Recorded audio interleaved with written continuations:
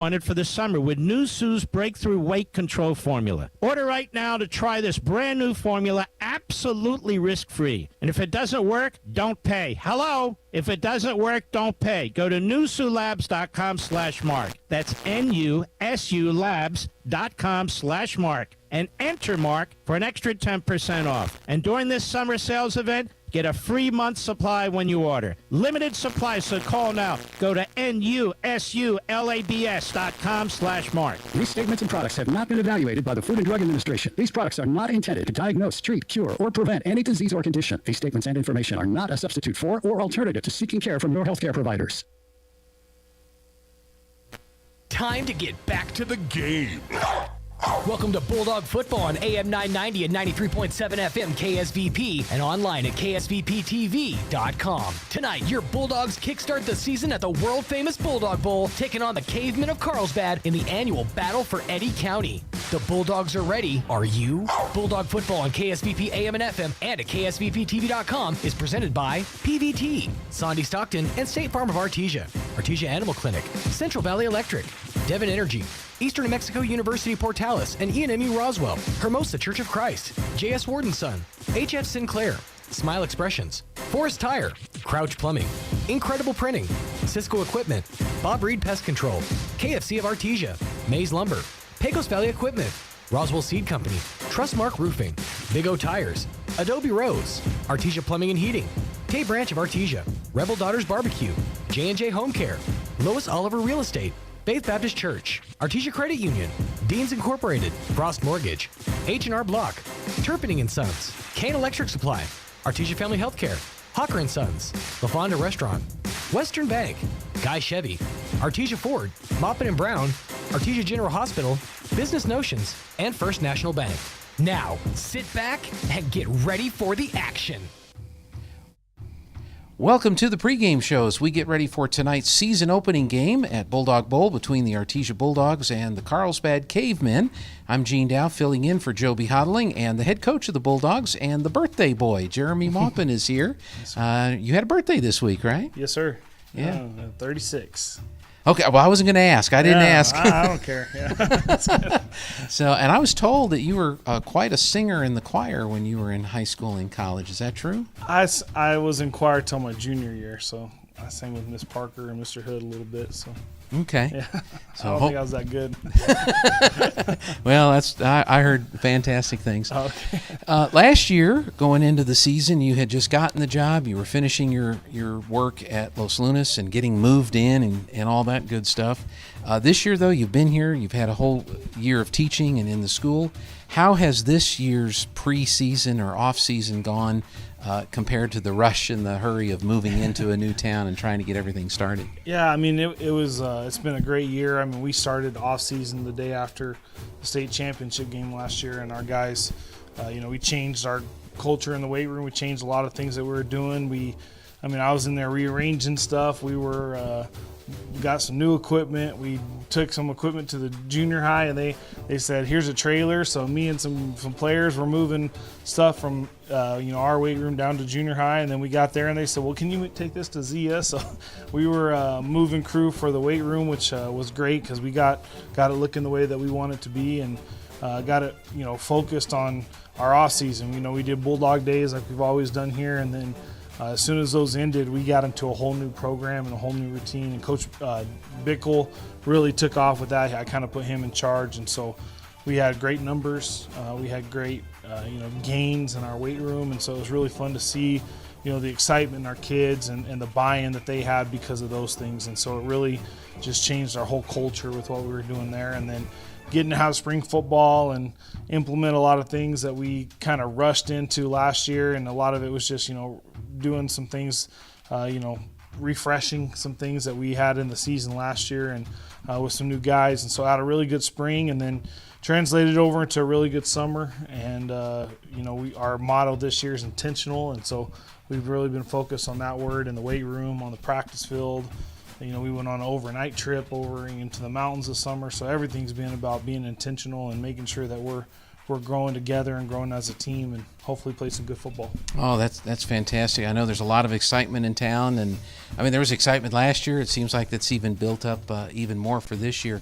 Your coaching staff, everything's set. Who's on your coaching staff this year? Yeah, we have the same varsity staff that we had last year. Coach Bickle is coaching the D-line for us again this year. Coach Jaramillo, he came with me from Los Lunas. He's coaching. We moved him over to linebackers this year. And then Coach Saxon is coaching in the secondary, and he's back. And then Coach Rodriguez is our defensive coordinator, and he's from here originally, but he went over with me to Los Lunas. He was in Roswell for a few years and Hagerman for a year, and so glad to have him here. He's calling our defense, and he's kind of the overseer of all three positions, but he moves around a little in practice, but he primarily focuses on the safeties. And then Coach Bowden, the O-line whisperer is what I call him. He's still coaching O-line for us, and which is cool. He coached all my cousins, and so it's cool to have him on staff. And then Coach Lopez is coaching our right wide receivers. Coach Olivas is still with our running backs, and he's doing our special teams. And then, you have the legend himself, and Coach Henderson's coaching our sophomores for us this year again. And so it's a fun staff. It's a great staff. We got, younger than me generation. We got way older than me generation, so it's fun to be in there, and we get along really well, and so it's exciting to be on the staff. And the other neat thing about getting started when you did is that it was time to put new turf on the field at Bulldog Bowl. A lot of folks saw it at the scrimmage. Folks saw it at the JV game on Thursday night. Talk about the turf, how beautiful and wonderful this AstroTurf, or not AstroTurf, but field turf is at Bulldog Bowl. Yeah, I mean, it's what a blessing to be in this community, and they want the best in everything, and they got a really good company. It was fun to watch those guys work this summer.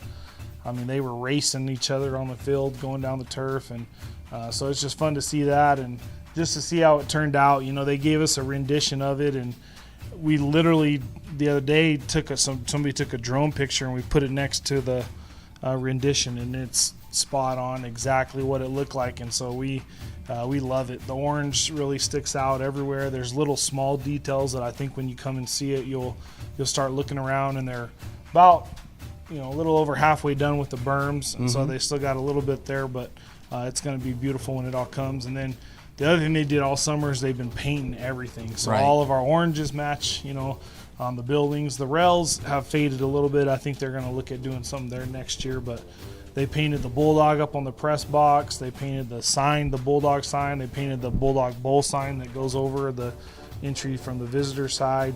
They stuck out a building over there. They're painting everything. I mean, they painted the stucco. I mean, everything just looks really, really good. And so a good way to start the season. They even clean the windows so the folks inside the press box can see the field too. Yeah. So it looks great. Yes, well, Coach, best of luck with the season this year, and I know it's going to be great, and the fans are going to be there to support your team this year. Appreciate it. Thank you guys for all you guys do. Oh, we're happy to do it. Stick around, because we're going to be back with Coach Maupin and scout the cavemen. When we come back, you're going to get to meet some of the Bulldog football players who are going to be playing this year.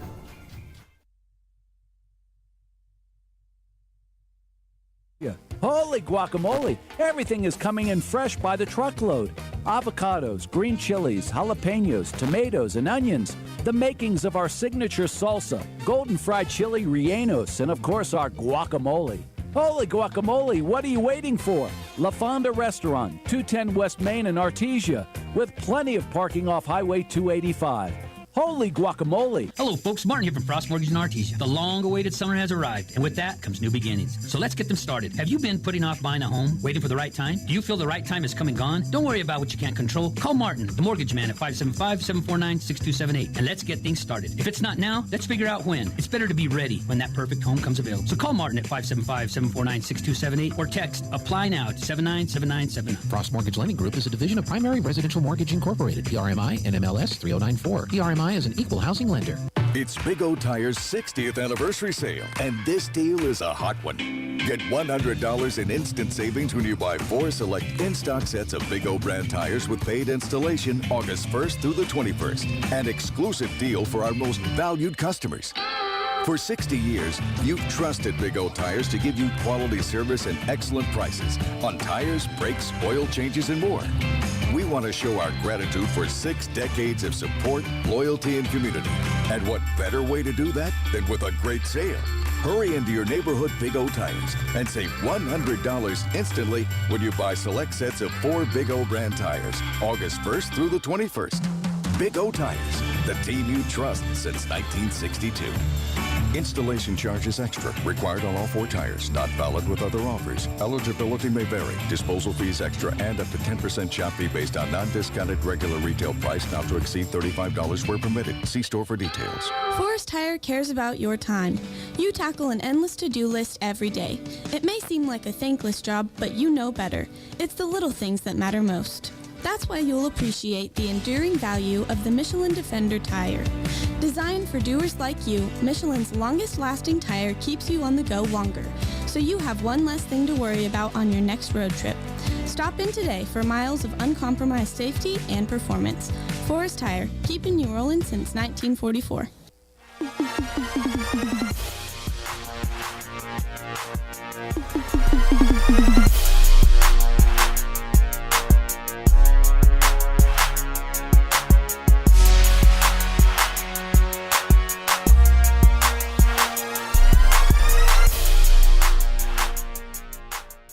My name is Matthew Seiss. I'm number 10. I'm a junior.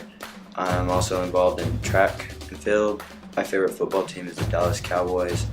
My favorite part about being a Bulldog is all the traditions we do. My name is Colin Morset. I'm number 11. I'm a senior. My position is defensive end and long snapper. My parents are Lance and Jennifer Morset.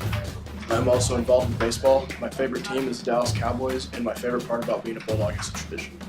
My name is Peyton Deans. I'm a senior this year. I'm number 12. I play quarterback. My parents are Myra and Tyler Deans. I'm also involved in basketball and track. I don't have a favorite football team, and my favorite part about being a Bulldog is how the community comes out and supports. My name is Josiah Rodriguez. I'm number 43. I'm a junior. My parents are Raul Rodriguez and Sheila Rodriguez. I'm also involved in baseball. My favorite football team is the Dallas Cowboys. My favorite part about being a Bulldog is being able to play the game that I love. My name is Riley Jarrett. I'm number 45. I'm a senior this year. My parents are Angie and Casey Jarrett. I'm also involved in basketball and track. My favorite football team is the Cowboys, and my favorite part about being a Bulldog is that excitement and the part of being a team whenever we make a big play. My name is Grant Johnson. I'm number 46, and I'm a sophomore this year at Artesia High School. My parents are Melissa Johnson and Jeff Johnson.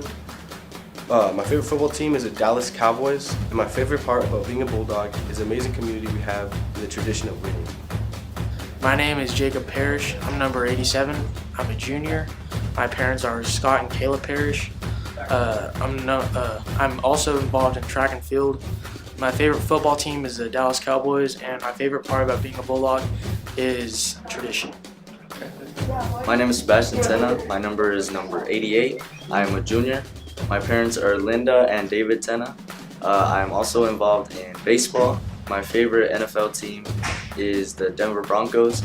And my favorite part about being a Bulldog is being able to bond with my coaches and teammates and the traditions. My name is Ulrich Medes. I'm number 90. I'm a junior and I'm going to be a senior next year. I am also involved in these sports like wrestling. And my favorite football team is the Browns. My favorite part of being a Bulldog is definitely being our brotherhood and our creed. That's my one thing.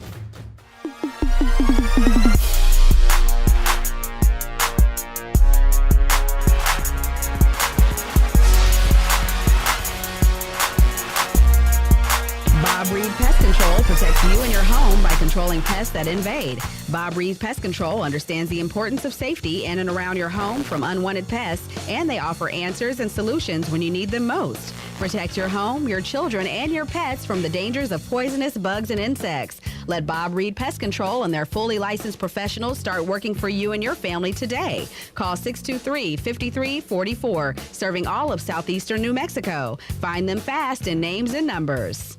Richland Motors invites you and your family to the Richland Motors Barbecue Cook-Off and presentation of the American Patriot Award, honoring first responders on Saturday, September 10th at Richland Motors on West 2nd in Roswell. This cook-off is open to all skill levels and all mediums: wood, charcoal, pellets, wood chips, and electric. Prizes will be awarded for the best in brisket and best in ribs. Sign up now at rlchevrolet.com. Click the About Us tab and enter. Richland Motors Barbecue Cook-Off and presentation of the American Patriot Award, Saturday, September 10th at Richland Motors on West 2nd in Roswell. Southeast New Mexico College offers a variety of associate degrees and certificates to help you pursue your educational goals. You'll find high-quality, affordable associate programs like business and nursing. Certificate programs like natural gas compression, welding, and industrial maintenance are offered to serve the common needs. Find your direction at SENMC. Navigate new pathways through higher learning at Southeast New Mexico College. Learn more at senmc.edu. Hawker & Sons of Artesia, a company specializing in excavation and construction, is proud to support and provide construction services to the people and businesses of Eddy County and the surrounding area. With their expert knowledge of the industry, Hawker & Sons is well equipped to offer top-level service and professionalism to all oil field businesses, commercial and private parties, with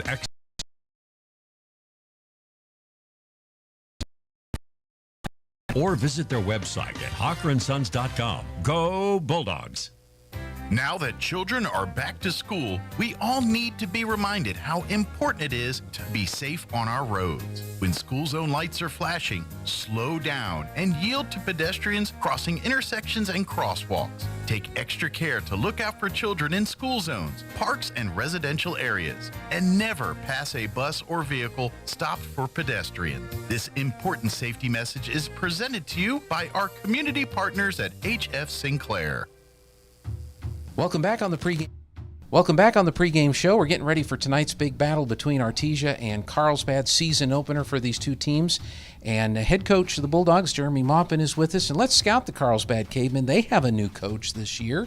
What have you been able to learn about their program this year? Yeah, I mean, I know Coach Sukup. He's a really good guy.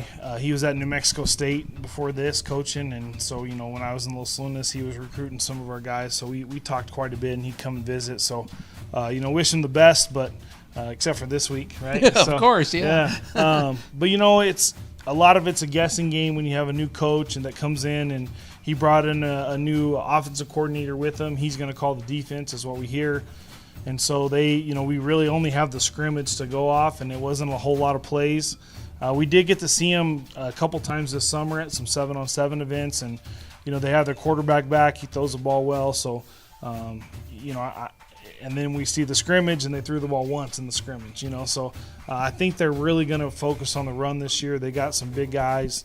And so, you know, I think he's doing a good job there and trying to build a culture and his culture, and so I think we're going to see a really good football team. Well, I know he was very successful, very respected when he was at New Mexico State. And so it's one of those things where you know what he likes to do, but then he has to look at the players that he has. And so you wonder which direction he's going to go with all of that. Yeah, a lot of it's a guessing game, especially in the kicking game, because we don't really do those in scrimmages. So a lot of it's just kind of, well, here's what we know he's been. You know, one of his coaches is from this place, so I think they may do some of that. And so it just becomes but that's what makes it fun to coach, you know, trying to guess some of those things and then adjust in the game. Yeah. So where is your team really focused defensively and offensively on beating these guys this year? Yeah, I mean, I think defensively it starts up front. They're big, they're fast, they're strong. They got a guy going to Arizona. They have another kid that's really good named DJ Moore. The other going to Arizona is Tylen Gonzalez, and so we know we have to win some battles there, and we got to stop the run, because it looks like they're going to be really focused on the run this year and be a running football team. And so we know it starts there.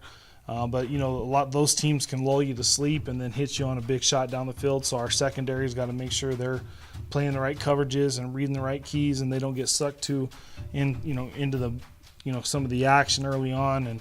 And we know they're going to have some things for us. So I think that really starts up front, though, for our defense. And then offensively, you know, they play a 3-4. They play, you know, some quarters, cover 2 look in the back. And so it's really going to just be taking what they give us and hitting where we find holes and spaces and getting the ball out of our hands and and just developing a rhythm. It's a lot about rhythm on our offense and how we would beat these guys. So excited about the opportunity to play Friday night. It's fun to we're glad it's finally here. Well, ever since this game was moved to the first game of the year, this has been a packed house, whether it's here or whether it's in Carlsbad.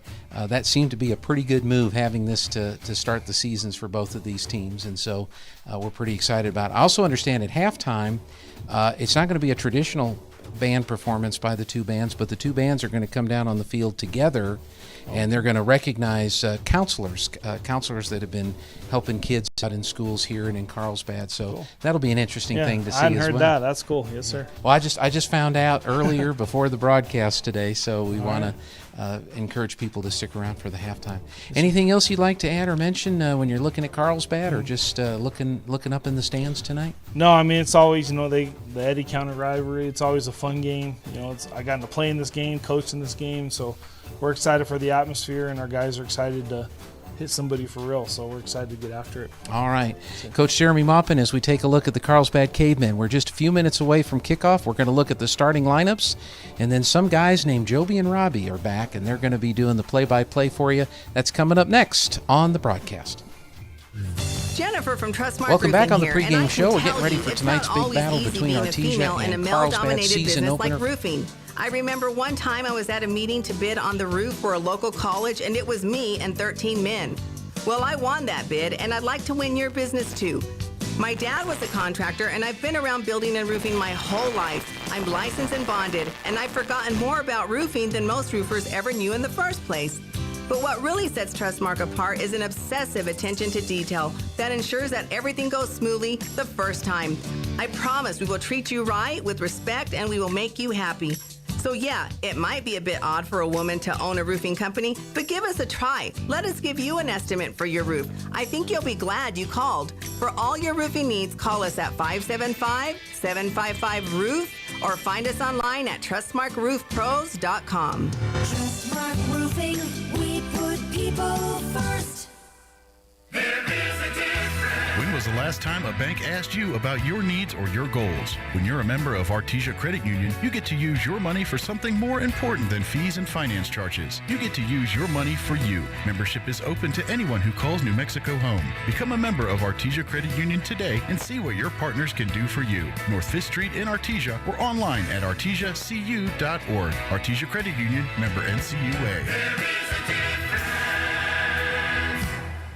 Holy guacamole! The best guacamole in the Pecos Valley is at La Fonda Restaurant in Artesia. Holy guacamole! Everything is coming in fresh by the truckload. Avocados, green chilies, jalapenos, tomatoes, and onions. The makings of our signature salsa, golden fried chili rellenos, and of course our guacamole. Holy guacamole, what are you waiting for? La Fonda Restaurant, 210 West Main in Artesia, with plenty of parking off Highway 285. Holy guacamole! If you're planning to buy, sell, or rent a home or business property, Lois Oliver Real Estate Incorporated has the knowledgeable, personable agents who can help you. Find them online at loisoliverrealestate.com.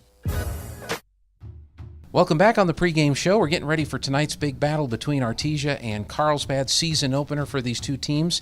And head coach of the Bulldogs, Jeremy Maupin, is with us. And let's scout the Carlsbad Cavemen. They have a new coach this year. What have you been able to learn about their program this year? Yeah, I mean, I know Coach Sukup. He's a really good guy. He was at New Mexico State before this coaching, and so, when I was in Los Lunas, he was recruiting some of our guys, so we talked quite a bit, and he'd come and visit. So, wish him the best, but except for this week, right? Yeah, of course, yeah. But, it's a lot of it's a guessing game when you have a new coach and that comes in, and he brought in a new offensive coordinator with him. He's going to call the defense, is what we hear. And so we really only have the scrimmage to go off, and it wasn't a whole lot of plays. We did get to see him a couple times this summer at some 7-on-7 events, and, they have their quarterback back. He throws the ball well. So, and then we see the scrimmage, and they threw the ball once in the scrimmage, So I think they're really going to focus on the run this year. They got some big guys. And so, I think he's doing a good job there and trying to build a culture and his culture. And And so I think we're going to see a really good football team. Well, I know he's very successful, very respected when he was at New Mexico State. And so it's one of those things where you know what he likes to do, but then he has to look at the players that he has. And so you wonder which direction he's going to go with all of that. Yeah, it's a lot of it's a guessing game, especially in the kicking game, because we don't really do those in scrimmages. So a lot of it's just kind of, well, here's what we know he's been. You know, one of his coaches is from this place, so I think they may do some of that. And so it just becomes but that's what makes it fun to coach, trying to guess some of those things and then adjust in the game. Yeah. So where is your team really focused defensively and offensively on beating these guys this year? Yeah, I think defensively it starts up front. They're big, they're fast, they're strong. They got a guy going to Arizona. They have another kid that's really good named DJ Moore. The other going to Arizona is Tylen Gonzalez. And so we know we have to win some battles there, and we got to stop the run because it looks like they're going to be really focused on the run this year and be a running football team. And so we know it starts there. But a lot those teams can lull you to sleep and then hit you on a big shot down the field. So our secondary's got to make sure they're playing the right coverages and reading the right keys, and they don't get sucked into the some of the action early on.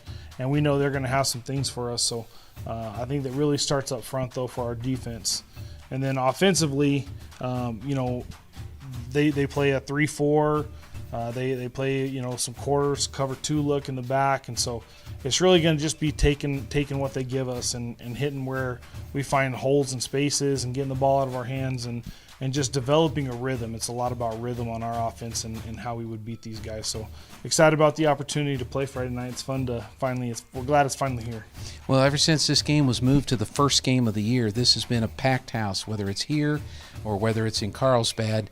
That seemed to be a pretty good move, having this to start the seasons for both of these teams, and so we're pretty excited about it. I also understand at halftime, it's not going to be a traditional band performance by the two bands, but the two bands are going to come down on the field together, and they're going to recognize counselors that have been helping kids out in schools here and in Carlsbad. So cool. That'll be an interesting thing to see as well. I hadn't heard that. That's cool. Yes, sir. Well, I just found out earlier before the broadcast today, so we want to encourage people to stick around for the halftime. Anything else you'd like to add or mention when you're looking at Carlsbad, or just looking up in the stands tonight? No, it's always the Eddie County rivalry. It's always a fun game. I got to play in this game, coach in this game, so we're excited for the atmosphere, and our guys are excited to hit somebody for real, so we're excited to get after it. All right. Coach Jeremy Maupin, as we take a look at the Carlsbad Cavemen, we're just a few minutes away from kickoff. We're going to look at the starting lineups, and then some guys named Joby and Robbie are back, and they're going to be doing the play-by-play for you. That's coming up next on the broadcast. But I think the football players will like it, as long as there's no lightning. We don't have any of that problem, but I think football players will like it. Another thing, if you're listening here on KSVP Radio, if you got a screen and internet, join us here live on KSVPTV.com. Of course, we're on Facebook and YouTube as well, KSVP Radio. But what I was going to say is, if you can't see it and you're just listening, Robbie, describe the field, the way it looks. It's different. Got a brand new turf this year, all the way across the Burns also. So the end zones are orange in the middle, and with the Artesia Bulldogs going across the center in white, and checkered, white and orange checkered on the ends. What am I saying? The outside of the end zones. The out of bounds. Yeah, it's now not white. It's orange and white all the way around the field. Yeah. So that checkered, as you said, runs all the way around. And then I really love the dark green and the lighter green on the 5-yard stripes. When that one starts dark green, then light green to the 10, dark green, then light green to the 10. So that it really looks sharp. Just got this in time for the season. And excited about the new turf that we have here, along with the new look here at the Bulldog Bowl.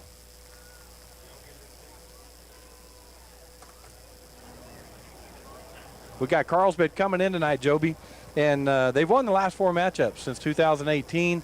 And so we're looking, I know the Bulldogs are looking to get that turned around here the first game of the season and get the first win of the 2022 season. Got a new coach coming in. The Bradley era is over in Carlsbad. They got Oliver Sukup coming in as the head coach, and a new offensive coordinator this year in Kel Sanders. A couple players for them, just for the fans. They got a Taylor Gonzalez, 6'6", offensive lineman, defensive end. He's already signed with Arizona, D1 player. They'll be on the field tonight for them. And then they got Eli Assay, who finished in the top 5 in the 100-meter dash this year. And online it says he runs a 4.4 40-yard dash, so that's pretty lightning quick there. That's real fast. Where does he play? I guess he's a wide receiver for the Carlsbad Cavemen. As they come onto the field, break through a banner with their cheerleaders. Bulldogs now coming down the winner's ramp and coming onto the field, and of course they'll go through the A and then break their banner as well. 80 County War, it says, and got looks like a mushroom cloud on it. The Artesia Bulldogs and the Carlsbad Cavemen. Carlsbad wearing white with silver helmets. They got blue outlines. Bulldogs wearing orange jerseys, white pants, of course, the orange helmet, which is a standard here in Artesia. Bulldogs have a dark gray or a black on their sleeves. We saw that last year. I think was the first year, maybe a couple years ago, but it looks pretty good. Carlsbad, big, one of the big schools in the state, and they've got a big crew plan for them. Our lineup sheets we got didn't have sizes on them, but I guess our rosters do, and they've got some big kids. But that's to be understood when we play these bigger schools. A lot of times they're going to outsize us. Yeah, absolutely. And I was looking at our schedule for the last few weeks, but coach's poll came out. So every team we play this year, with the exception of Carlsbad, is ranked in the top 10 of their classification, which includes Lovington number 1, Cleveland in 4A, Cleveland number 1 in 5A. And then you got Deming, who's ranked in 5A. So every other team is ranked in the top 10 right now in the coaches poll that the Bulldogs are going to play. Carlsbad is ranked 11th in 6A. And probably should be higher. But they got a new coach that may come into it a little bit. But yeah, in our class in 5A, I think they've got us preseason ranked number 1. The coaches poll does, and of course we got Mayfield in our district this year. Artesia's 1, Goddard's 2, Roswell's 3, and Mayfield is 4. That's our district. And that's a pretty good district.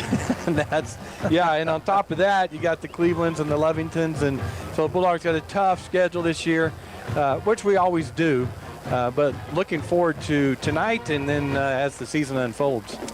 So the Bulldogs and the Carlsbad Cavemen, when they did the coin flip, Carlsbad won the toss. They deferred to the second half, so it'll be the offense for the Artesia Bulldogs taking the field first after the kickoff return team. And on offense, speaking of that, for the Bulldogs, number 10, Matthew Seiss, a 5'10" junior, and number 19, Caden Joy, a 6'1" senior, splitting time out at wideout. Peyton Greathouse, number 80, he is a 5'9" junior, playing slot. Devin Fierro and Nick Sanchez. There's a name that I don't know if you knew, but I think maybe you did know, but a basketball player come out to play some football. Devin and Nick splitting time, number 15, number 21, respectively, on the other slot. The other wideouts, number 14, Julian Rodriguez. He is a senior. Number 85, Jathan Duran, also a senior. Offensive lineman, Colby Wooten, Francisco Celeo, Jeremiah Gonzalez, Omar Saleas, Garrett Fisher, Ricky Armanderas, and Andrew Anguiano. And there's some guys in there, you know, if you count it, there's more than 5, what I just named. We got guys that'll be rotating in and out. In the backfield, Peyton Deans, the starting quarterback, wears number 12, senior. Nia Estrada, the junior quarterback, wears number 39. I think we'll see him tonight. The back is Bradley Valenzuela, senior, wears number 16. And Jesse LaRock, the junior, number 24, will see some playing time as well. Kickoff team is on for Carlsbad. They've got it spotted on the far hash from Robbie and I here in the booth. The Carlsbad Cavemen are going to be defending the north goal, so going from south to north. Not much of a breeze, but a little bit, because that big American flag is moving here at Bulldog Bowl. I said it a while ago, Robbie, beautiful night, beautiful big crowd here for the first game of the season. And here comes the kickoff, and they are going to kick it deep, so we're going to have a chance to run this back. We're going to run the starburst. And around that side, he's got a seam if he can get by his own man, which he does, and he goes out of bounds about the 30. That's Fierro over there just taking it down the right sideline. Davey Molina blocking out front for him, so good return for the Bulldogs. Defensively, the Carlsbad Cavemen running a 3-4, 3-down lineman, 4 linebackers. At least that's what we're showing. We'll see if that's what they come out in. Vasquez, Naylor, Owens, and Ramos, the DBs. Blair, Reese, Molina, and Mendoza, the linebackers. And down on the defensive line, Garza, Brown, and Gregory for the Carlsbad Cavemen. And this is not the way you want to start. Bulldogs missing a player, or they're looking for a sign. So somebody's about to. Well, they're gonna. I guess they were just looking for a sign, maybe, Robbie. I don't know. It looks like they're missing. No, they're missing a lineman. They're missing the right tackle. Yeah. And that's not the way you want to start. So somebody is not in there. And there comes a Bulldog player. We're about to run out of time. 3, 2, 1. We're going to start the season off with a penalty. They didn't call anything. Yeah, they did. Yeah. So they should have blew the play dead. That was number 75, Wooten, that came running on there late. Yeah, so I'm not sure what happened there, but they're going to call the illegal procedure, I would think. Senior for the Bulldogs. So false starts, what he waived, or illegal procedure. Yeah. I mean, alignment in motion, that's okay, right? Well, no. You're trying to get around that, like, no. And that may be, part of the issue there is the Bulldogs will back up 5. It'll be 1st and 15 at their own 23-yard line on the far hash. Maybe because, they've got multiple linemen that are going to be switching in and out. Maybe the two of them thought the other one was starting. Who knows? Right. In any case, 1st down and 15, that play didn't develop. They were hitting the backfield, but it didn't count. Snap is back. We're going to see the quarterback run. Good block, and then he's going to run into the middle of the pile. Maybe pick up 4. Depends on where they spot it. Carlsbad, 3 down linemen, 3 linebackers with the walk-up safety. So they're running that 3-3 that we've begin to see in the last few years. Boy, LaRockley picked up that linebacker coming through the hole for Deans as he carried that. All right, so 2nd down and a short 11 as Deans in the shotgun. Takes a look over the defense. Standard A formation for the Bulldogs. Snap is back, going to fake it. Throw it over to, is that number 80 for the Bulldog? He's going to pick up about 4 yards.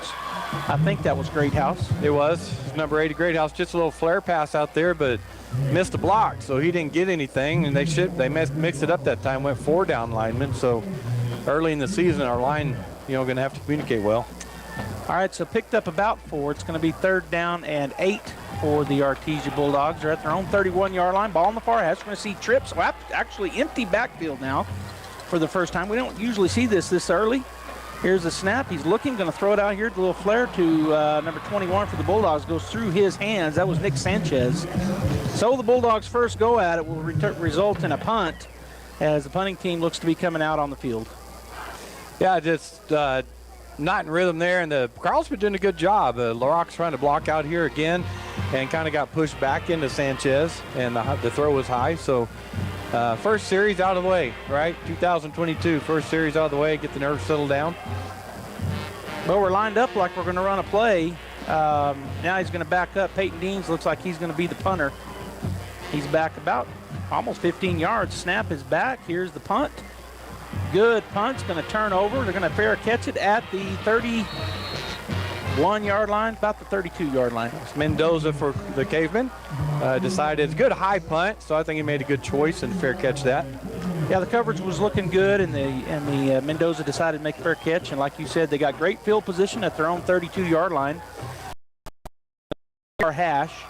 10:35 to go here in the first quarter. The score 0-0. The Bulldogs start off the game with a penalty and then unable to get the first down, so they punt it away. And now Carlsbad will come out in a, not a double tight, but they got an X formation, double X, with a running back in the backfield to the left of the quarterback. They hand it off to him. He's got a seam, but then coming in and making the tackle was number 13 for Artesia. Yeah, that's Ethan Ramirez, came flying from the backside, but that's that pull the backside guard tackle and just try to seal that right side of the Bulldog defense and come around the corner. But Ramirez did a good job with his speed coming up behind him. Yeah, he went under the blocks, and so, a lot of times you don't see that work, but with his speed, he was able to get in there and he made an open field tackle. It was a pickup of about 4, but it could have been a lot more. It looked like it was going to be. All right, ball in the near hash. Still in that double X with the running back to the right of the quarterback, Naylor. Naylor in the shotgun. Snap is back. He's going to hand it off to the running back. He runs into a wall of Bulldogs. They did a good job. That way, just same play to the left side, pulled backside 2 linemen and tried to go around there. Bulldogs doing a good job standing the ground. They're in a 5-man front right now, Bulldogs are, against this heavy set for the Cavemen. And so I think that was that number 12 that was the running back? Yes, it was. So that was Mendoza trying to get around that left side. And like you said, the Bulldogs did a good job stopping it up. He actually probably lost half a yard. So it's 3rd down and 6 from the Cavemen 34-yard line as they come back out in a little bit different look. They got a double X on the far side with the tight ends. They're definitely going heavy that way. Quarterback's going to keep it. He's got a seam, and he's going to pick up the first down and more. But there's a holding, I think. We'll see what the call is. So that time they did get us blocked, and he go up that left sideline is Naylor, right? It's quarterback. It is. And Jesse Armendariz came up from his corner position and made a tackle. There was a holding, and the flag is on about the 30 and a half yard line. That's where they should mark it from. but he's marking it from the, well, he stepped forward. So that's going to bring up 3rd down and long for the Cavemen back to their own 27-yard line on the far hash. 9:07 to go here in the first quarter. 0-0 is our score here in the opening game 2022 season for the Bulldogs and the Cavemen of Carlsbad. As they're running plays in instead of sending them in. A lot of teams these days send them in from the sideline. They're running them in. All right, so we're going to go double X to the far side. And a slot and a wide out this way. Now the tight end's going to get down. They got him covered up on that side, so he can't go out. He's not going out anyway. Naylor steps him up into the pocket. He's looking. Bulldogs coming at him. He throws it, and it's going to be caught. Nope, out of bounds. He said he was out of bounds.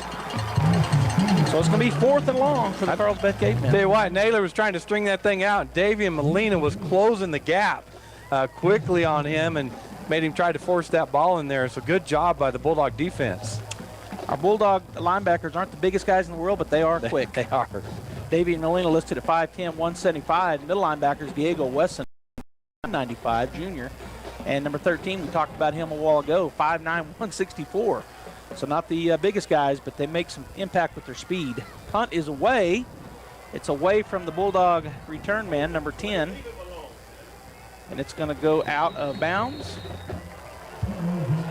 Down at the 28-yard line. He threw it down there, so 28-yard line, 1st and 10 Bulldogs. So same thing we saw with the Bulldogs.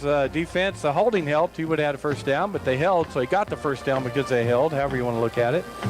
But we traded punts here first series, so now we'll get to see who's going to settle down first and start moving down the field. Well, Nia Estrada, the junior, looks like he's in at quarterback for this second go-around here. Starting the game was Peyton Deans. Now Nia Estrada, the junior quarterback, wears an odd number for quarterback, number 39. He was a starting catcher for the Artesia Bulldog varsity when he was a freshman. I think he played every game. Really good baseball player. And then this last year as a sophomore, he played shortstop and pitched. And just a solid baseball player, and everything I've heard about him on the football field is the same. Great football player. Got little trips to the left side, bunch set, going to hand it off. Had a hole for a second, only going to pick up about a yard as the running back. I didn't catch his number. Well, that's what I'm waiting on, number 16. Is that right?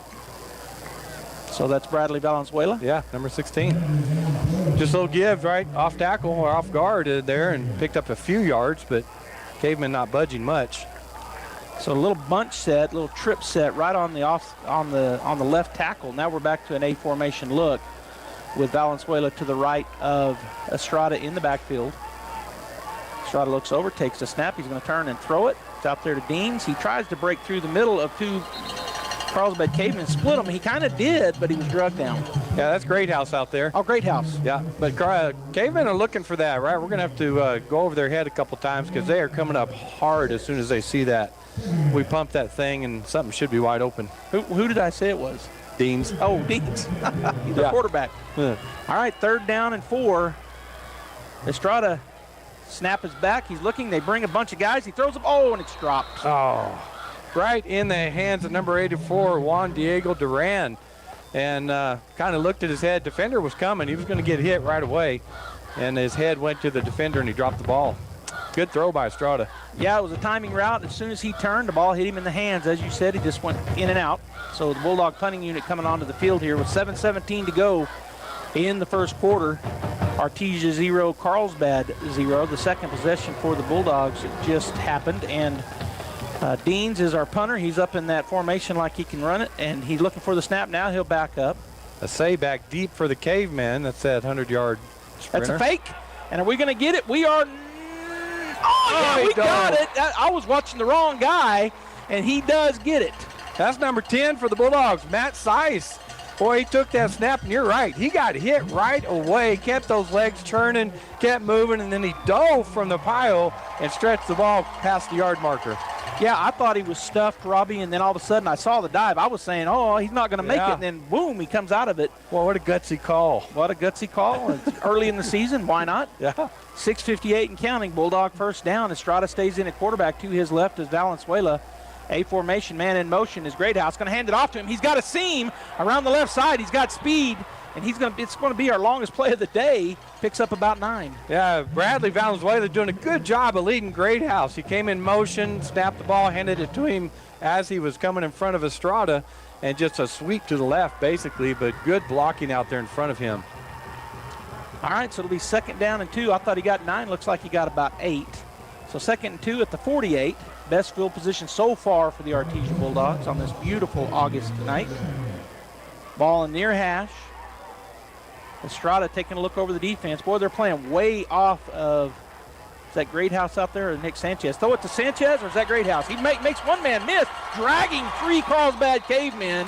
He gets all the way down to the 35-yard line. Boy, Estrada saw the same thing you did, and so did Greathouse.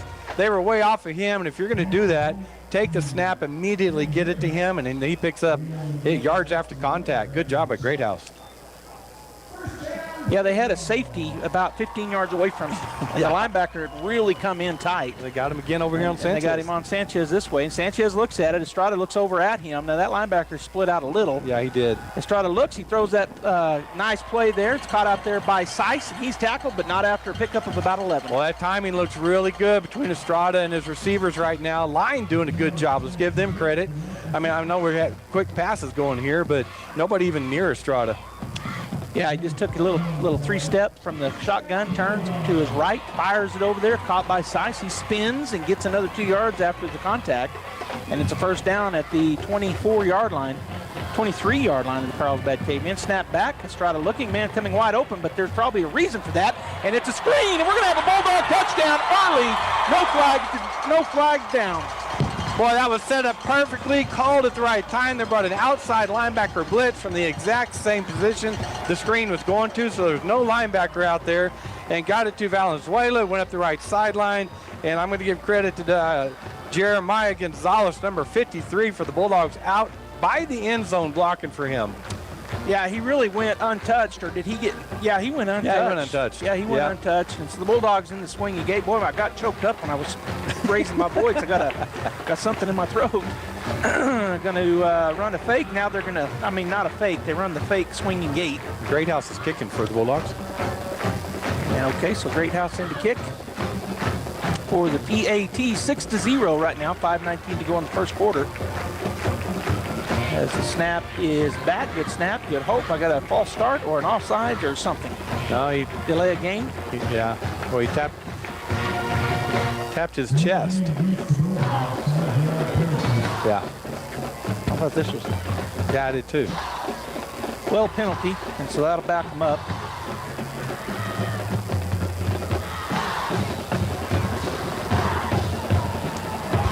Yes.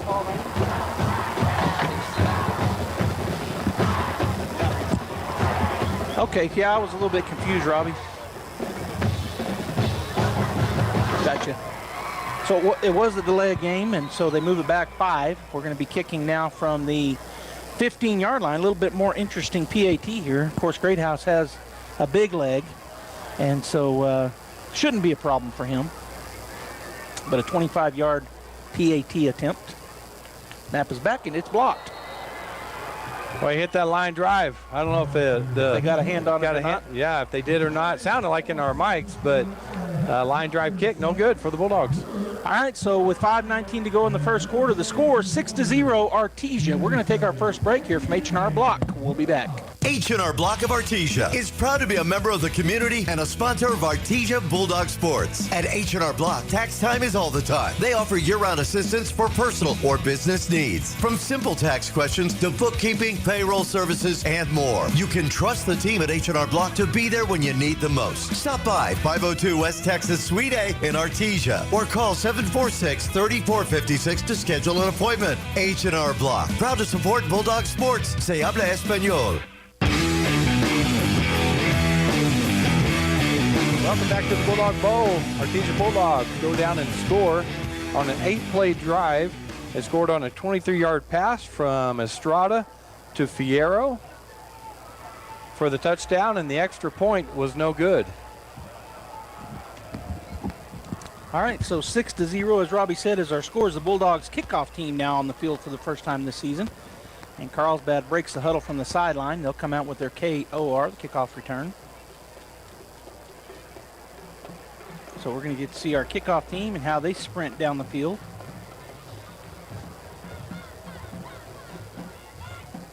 Standing room only Stands are full. People around the top of the railing standing on both sides, so good crowd. And we're missing somebody. Nope, we're not. I saw the Bulldog players on the line. One of them was raising. I think he was just trying to get the crowd up. So Greathouse to do the kicking here for the Bulldog. Going to do a little pooch kick right in the middle of the field. It's going to roll. It's hit and missed by the cavemen, but then picked up, and the Bulldogs just swarm him under. Yeah, that's number 4 for the Carlsbad, Uriel Mendoza. Boy, you never know, and that's interesting on the Bulldogs' part because the first guy couldn't pick it up for the cavemen, went by him, and you never know where that football's going when it's hitting the ground. Mendoza did a good job just to get control of it. He really did. That's and that's kind of the idea, I think, behind those little. You look at them and you think, well, that's going to give him great field position, but the ball doesn't just bounce right back to you. Yep. And so kind of the guy that tried to pick it up, it got by him. He kind of bobbled it and went by him, but the second guy got it. All right, so our cavemen first down at their own 25-yard line. Naylor, the quarterback, just going to be a quarterback keeper, and he's going to run into. Oh, and he is crushed. Holy smokeroni. Well, first of all, Deion Wesson did a good job of shooting a gap and holding him up, and then Calderon came and just laid the wood on him, helmet to chest, and drove into him. So good. So great defense. As Robbie, as you said, we turn him in, and then as soon as he turns in, he's met by the nose tackle in a fierce and hard way. Well, that's just great play by your linebackers. All right, so it's second down 11. Only a loss of 1. Looked like it was. It seemed like it was more, but only a loss of 1. All right, they're going to run a quarterback keep, and again, Bulldog defense smothers it. Yeah, 45, Riley Jarrett, first one in there. He's going to be fun to watch all year long. Outstanding junior season for the Bulldogs from his defensive end position. Very, very difficult to block, and Riley Jarrett in there first, and then got some other linemen in there. Number 41, Donaghy, also helping out in there. All right, so it'll be third down and 10. He was able to get back to the original line of scrimmage, was the quarterback, and that was a little bit of a I think it was a read option. He had a pitch man. He pulled it out of the belly of the tailback right at the last minute, and then he was hit. The quarterback Naylor brings a man in motion. It's number 9. He's going to cross the path. He's going to run a little end around this way, and he's got some room, and he gets by 2 or 3 guys, and now he finally dragged down at the 50, and we're going to have, I think, a face mask or a horse collar on the Bulldogs, so that won't negate the play, I don't think. All the way out to the 50, and who was running that? That was number 6 that was running that or number 8. Number 8 was running that for the caveman Molina. Yeah, a little misdirection. They looked like they're going to go to the left, and he came in motion and took the ball and went to the right. Kind of got the linebackers flowing the wrong way that time and picked up some good yards before number 13, Ramirez, made the tackle for the Bulldogs. All right, so all the way out to the 50, and they're going to tack it on. It was a face mask. I thought, well, I'm wrong. I thought you tacked it on if it was a personal foul, but not just the regular. But in any case, 5-yard penalty moves them into Bulldog territory at the Bulldog 45 and near the near hash as Naylor looks over the defense. Have a split look like the Bulldogs and now bring them in as X-backs. So 2 wideouts and 2 X-backs on either side of the tackles for the offensive line. Bring number 9 in motion. He's going to run a speed option, pitch it to him. Bulldogs there, and I don't see a penalty down. He got tackled. Big number, who is that? That's number 34. That's a nose tackle, making the tackle out there. Israel Calderon are helping on it. Yeah, Armendariz came up, missed him, and then another Bulldog missed him. He just kept sideswiping, just letting him go by him, stopping and letting him go by until Ramirez was there. And as you said, Calderon came up behind and helped make the tackle. That's DJ Moore, a senior. And he's a big kid. Let's see how big he is. He looks big out there on the field. 6'2", 230. So he is big, and he is one of their receivers.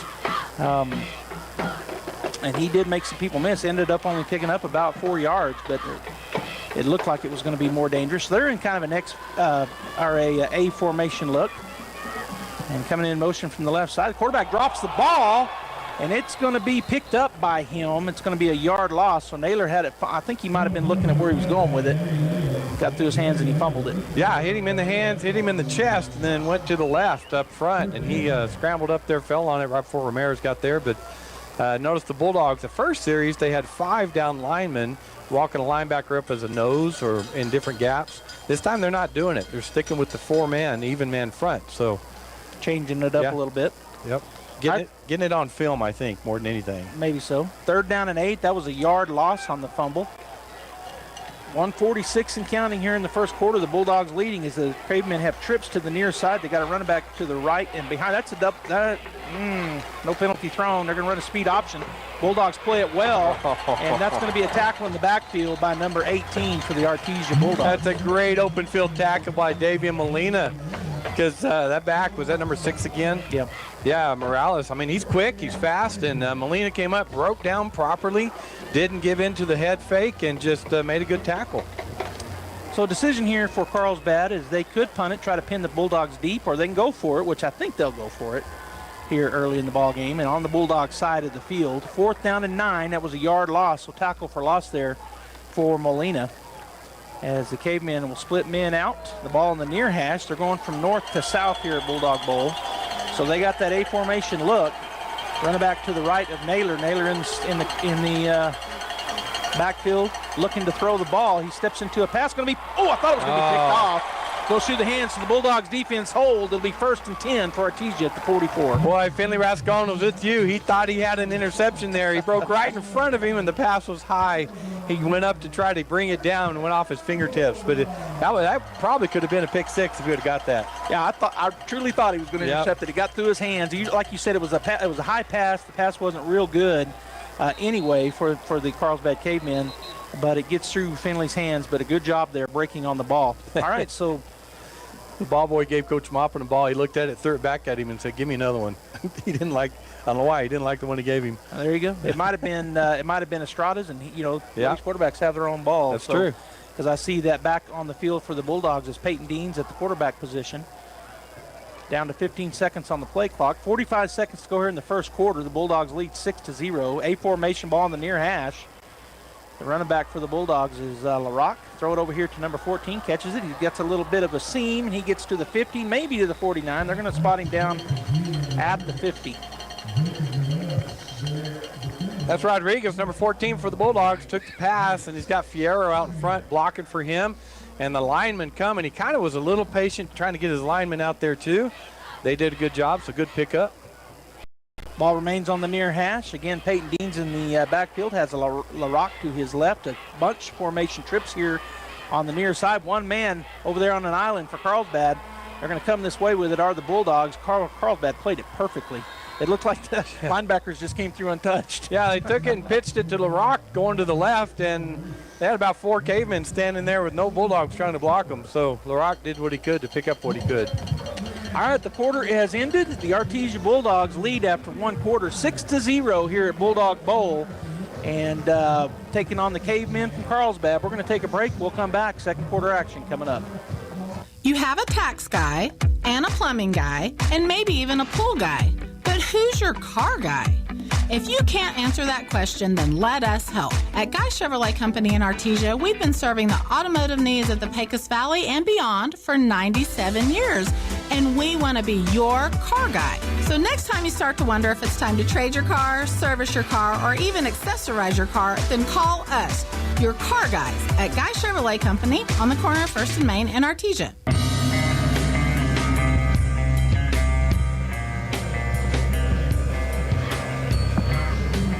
All right, welcome back here to Bulldog Bowl. The Artesia Bulldogs have a big 3rd down coming up here after holding Carlsbad on 4th down.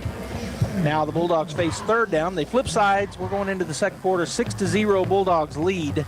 And the Cavemen come out of their huddle off the sideline. Bulldogs already on the field ready to go. It looks like they're going to go trips to the near side, Robbie, which is the wide side of the field here, as Peyton Deans is in the backfield by himself. Ball on the far hash. A slot and a wide out on the short side across the field over there in front of the Carlsbad bench. Deans take a look. It's man-to-man defense. They're bringing a man off the corner. Deans is just going to run it, and he's going to try to get by. Coming up off that corner was number 4, and he makes the tackle. Yeah, so that empty backfield, what we see a lot of teams do is they'll bring that outside blitz on the Bulldogs and not give him time to sit back there and let the receivers run their routes. And that may have been a quarterback draw all the way. But Deans just took the ball when he saw that linebacker coming and picked up what he could.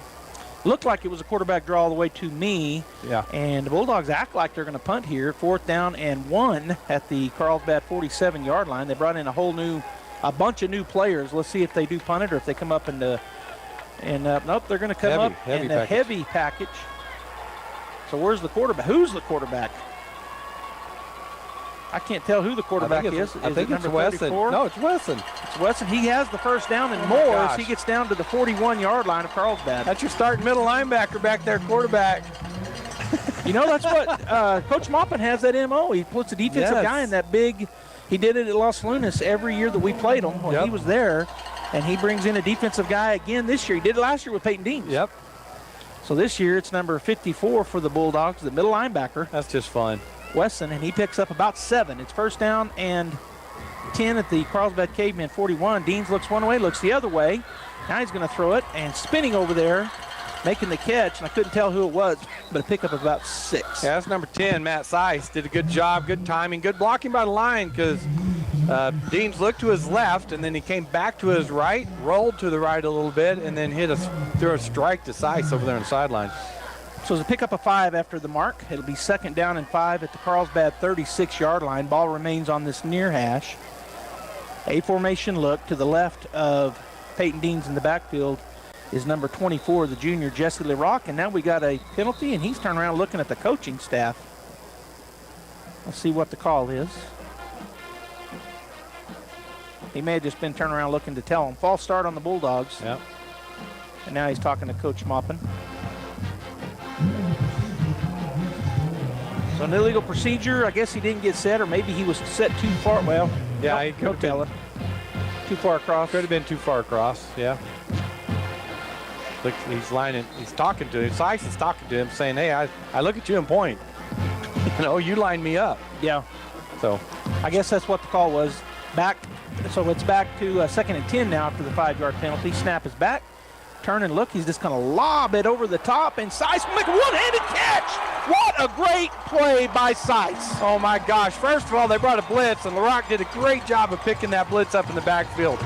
Deans lays that ball up, and with the defender all over him, Seiss puts that right hand out there and brings the ball as he was laying parallel to the field, brings it in. How'd he do that? I don't know, great play. He's athletic. We were talking about that off air. Now the snap, quick snap, handed off to LaRock. He breaks through the middle, drags a Carlsbad caveman, and he's inside the 10. Boy, he's just, Coach Maupin, you better be ready. After that big play, they had a play called, lined up, and cavemen weren't ready. I wasn't ready. I was trying to finish the call. I know, and I was like, whoa! All right, so second down and 4 at the cavemen 9-yard line. Snap is back, going to fake the handoff. He's going to throw a little quick screen. That's a joy. He's going to spin, trying to spin away from a caveman, still on his feet, and then slam to the ground. We got a flag.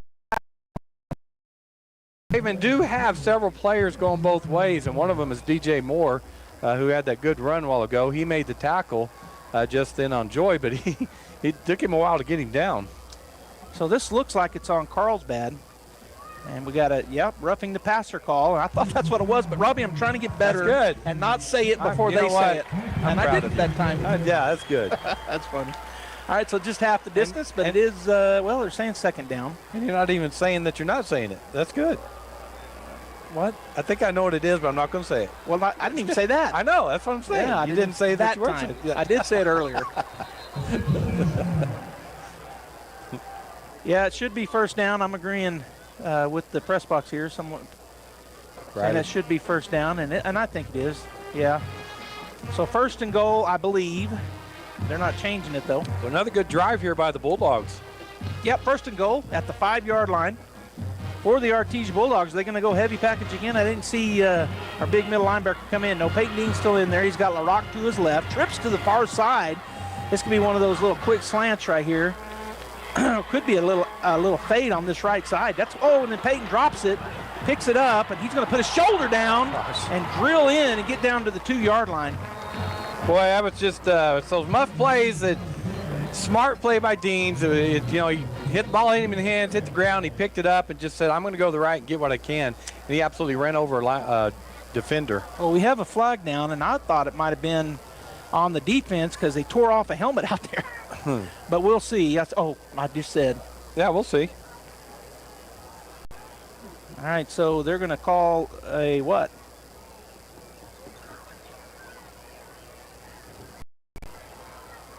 Artesia guys are saying, what? They're putting their hands out. The ref said, what? They're putting their oh, they're calling it on the Bulldogs.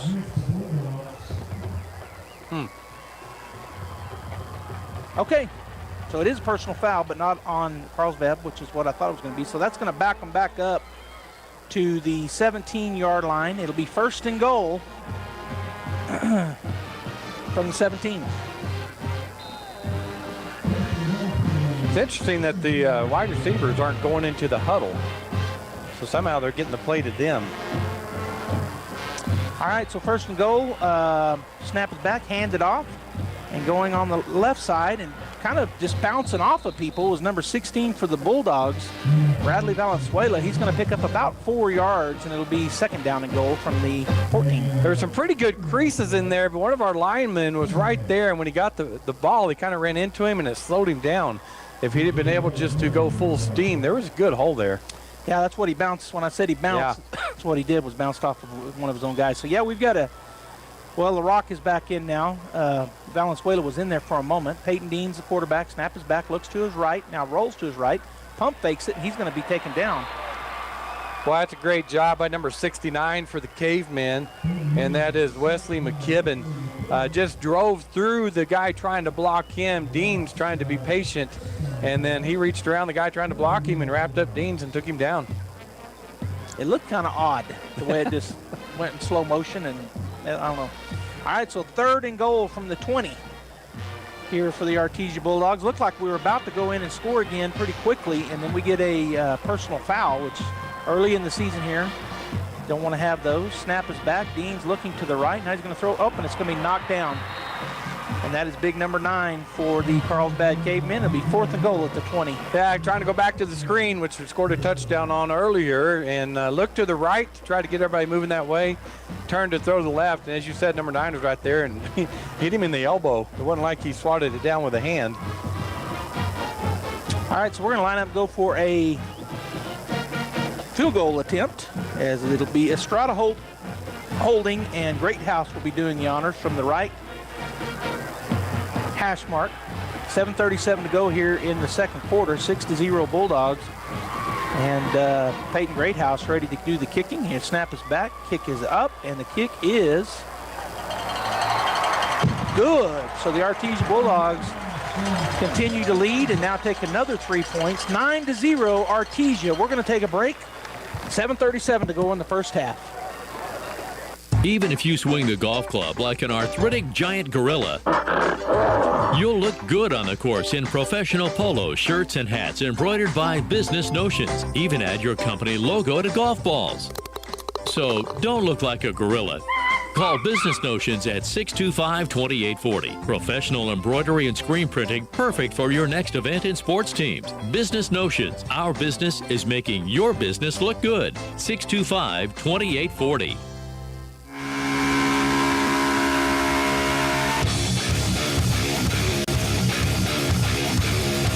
Welcome back, folks, here at the Bulldog Bowl. Artesia Bulldogs 9, Carlsbad Cavemen 0. That scoring drive by the Bulldogs, 12 plays, and it ended with a 37-yard field goal by number 80 Greathouse for the Bulldogs. So we don't see a lot of those, at least in years past. We haven't seen a lot of 37, I said 39, but 37-yard field goals for the Bulldogs. But it was good, and so you like it. You're putting points on the board. It was fourth and goal from the 20, so, you know, it was nothing like we could get a first down. We had the touchdown. And let me say this, thank you to Josh Howard for his stats, as he does all night long. And that's going to be a little pooch kick. Number 2 goes back and catches it, so they're going to have great field position. Could have been fumbled, but he was able to bring it in for the Cavemen, and so it'll be first and 10. That was Rene Ramos, senior for the Cavemen. Yeah, Ramos saw trying to pooch it over the top of the lineman, so he just took off from his front line position, went and caught the ball, and then controlled it. So good starting position for the Cavemen. All right, so it'll be Hobbs 14, Clovis 0. I just heard an update. I'll pull up some scores too.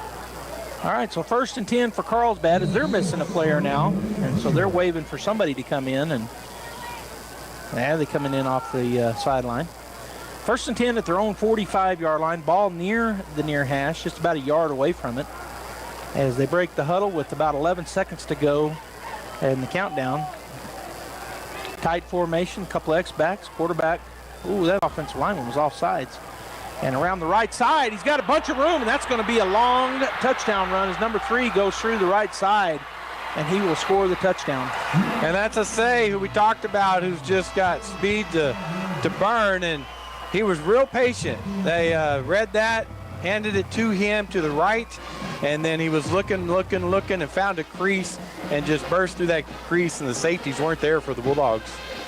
Everybody was flowing, and he cut back against this flow a little bit. Not a huge cutback, but enough cutback that he just kind of ran by everybody. And as you said, with his speed, he just burst through there, and he was gone. 9-6 the score as they bring on the PAT unit, does Carlsbad. And the kicker is their quarterback, Dane Naylor. The kick is up, and the kick is good. 9-7, 7:19 to go here in the first half. Artesia leading by 2, and we'll be back after this break, brought to you by Faith Baptist. My name is Larry Dean. I'm the disciple pastor here at Faith Baptist Church, and I'd like to invite you to something we call faith groups. Now, there are a ton of resources out there to help people better understand the Bible, but I believe the very best way to grasp the truths of Scripture is to get together with other adults on a regular basis to study the Bible. And that's what we do every Wednesday night here at Faith Baptist Church. So if you're not in a weekly Bible study, come join us this Wednesday at 6:15 for faith groups. Thanks, God bless, and go Bulldogs.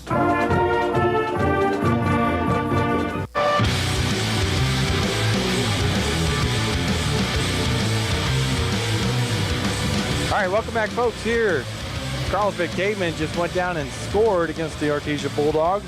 Took them one play. It went 55 yards. It was run by number 3, Eli Asay. The kick was good, so the score now is the Artesia Bulldogs 9, Carlsbad Cavemen 7, with 7:19 left in the second quarter. Just keep looking around the bowl, Robbie. A lot of fans standing, like you said. The stadium itself is full. And so a great crowd here on this August night at Bulldog Bowl. And the kicker again, Dane Naylor, the senior, quarterback and kicker extraordinaire. And he will kick it from the 40-yard line near hash. Here comes the kick, and they're going to kick it deep again. So the Bulldogs once again, well, they're going to let that go over their heads and I hope it gets into the end zone. It barely does. Like 1 yard, maybe half a yard. Yeah, that was dangerous, but it'll be brought back out there on the touchback as the Bulldogs will start their third, or is this their 4th offensive series? So it'll be 1st and 10 for the Bulldogs. Looks like they're going to put it in the middle of the field on the 20-yard line. As Robbie said, coming in now the break, 9-7 our score. If you're just joining us, the Bulldogs scored and then had the PAT a little bit of a line drive, and I think a hand got on it. So it was 6-0. Then the Bulldogs get down inside the 2-yard line, but a penalty takes them back. They end up kicking a field goal and make it 9-0. And then Carlsbad scores on their first play, and again we're missing a player, but coming on quickly is a wideout for the Bulldogs. So in the A formation, we're down to 5 seconds, plenty of time. Estrada in the backfield. Snap is back, looking for a little screen. He's going to get it to Greathouse. Bit of room, see if he can make a man miss, and he's unable to get away from him. I thought he might. Yeah, it took Greathouse a while to clear through there. He's trying to go across formation to get to the screen side on the left, and he ran into a couple of people that slowed him down, had to wait on him, and that gives the pursuit time to get out there. So a pickup of 2, and with 6:55 and counting, the Bulldogs will have it on the far hash now from us here in the press box, going from the left to right as you look at your radio dial.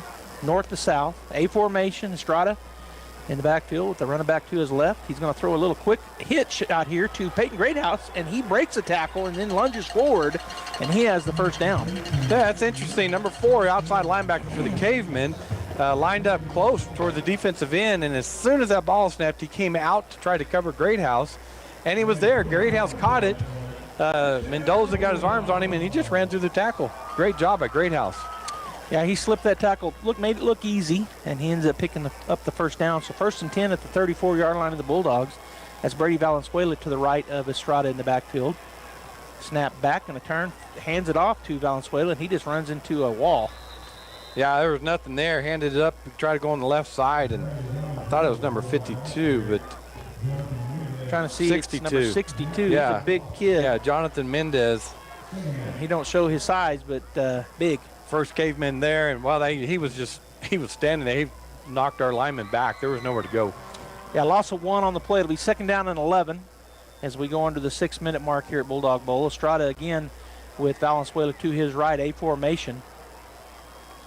Snap rolls back to Estrada. He picks it up. He's going to throw a screen.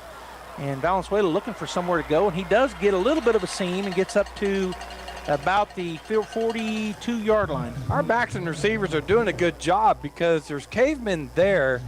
And when they do get a hit on them, they're dragging them forward for another 3 or 4 yards, falling forward, doing a good job picking up extra yards. So it'll be 3rd down and 3 for the Bulldogs. They're kind of in a hurry up here. Snap is back, going to turn and hand it off. Valenzuela bursts through, and he's got the 1st down and more. Good spin move, and he gets, as you said, with that spin and drag, he gets another 2 yards after the contact. Is number 13? I thought number 13 made the tackle there. It is. That's Dane Naylor. That's the quarterback playing there. So he threw me for a second, but boy, he hit that hole hard, didn't he? He did. Good job. Empty backfield, or is there a running back? No, it's empty backfield. Trips to the far side. Slot and wide out to this side. Estrada looks. He's going to throw the out route. Caught over there and then tries to make the spin around. Ends up probably losing a yard, but a good pickup by the Bulldogs. That's Fierro over there catching that and trying to pick up some yards, but good job by Ngiwano on the left side of that line to keep that defensive end outside to give him a throwing lane. So you talked about it earlier. The receivers are just standing out. They're looking at the play call and from Coach Maupin, and they're just staying in their spots. Yeah. And they're reading it just like the quarterback would. Really, everybody on the offense can read those. All right, so Estrada again looking over the defense. A formation, running back to his right. Going to turn, run a speed option. Keeps it. Now he pitches it. Nice move. And there's Brady Valenzuela spinning forward and gets all the way inside the 30-yard line. Well, it's a great job by Estrada because in there quickly is his pitch guy, right? You run right at him and you pitch off of him, but he tried to slow play it. So he faked the pitch and kept the ball. And then when he did pitch it, boy, he had a lane to run through before number 55, Gonzalez, made the tackle. That was pretty. That was old option there. That was the old old option. No riding the fullback, but yeah, speed option. All right, so A formation. Bulldogs right back up on the line of scrimmage. Estrada takes a snap. Going to throw a little flare route out there and try to make a move, and he ends up getting a couple yards out of nothing, and that was number 21, I believe, Robbie. Yeah, Nick Sanchez out there caught that quick pass from Estrada and kind of waited a little bit too long to just decide what to do. Number 4 came flying up there, which is Uriel Mendoza. But a good pickup by Nick. So it'll be 2nd down and 7 at the 25-yard line of the Carlsbad Cavemen. 3:33 to go here. And I missed the call. Holding. Yep. So holding against the Bulldogs on the right side away from the play. Yeah. Interesting. All right, so that backs them up to the 35-yard line. So instead of 2nd and 7 from the 25, it's now 1st and 17 from the 35-yard line. Ball near the near hash, A formation. Estrada with running back to his right. He's going to turn. It's going to be a draw, and he nowhere to go. 55 got him. Yeah, and that's Gonzalez again. Taylor Gonzalez talked about it, D1 prospect, already signed with Arizona. So he recognized that and stopped his rush and just reached out with a big arm and brought him down.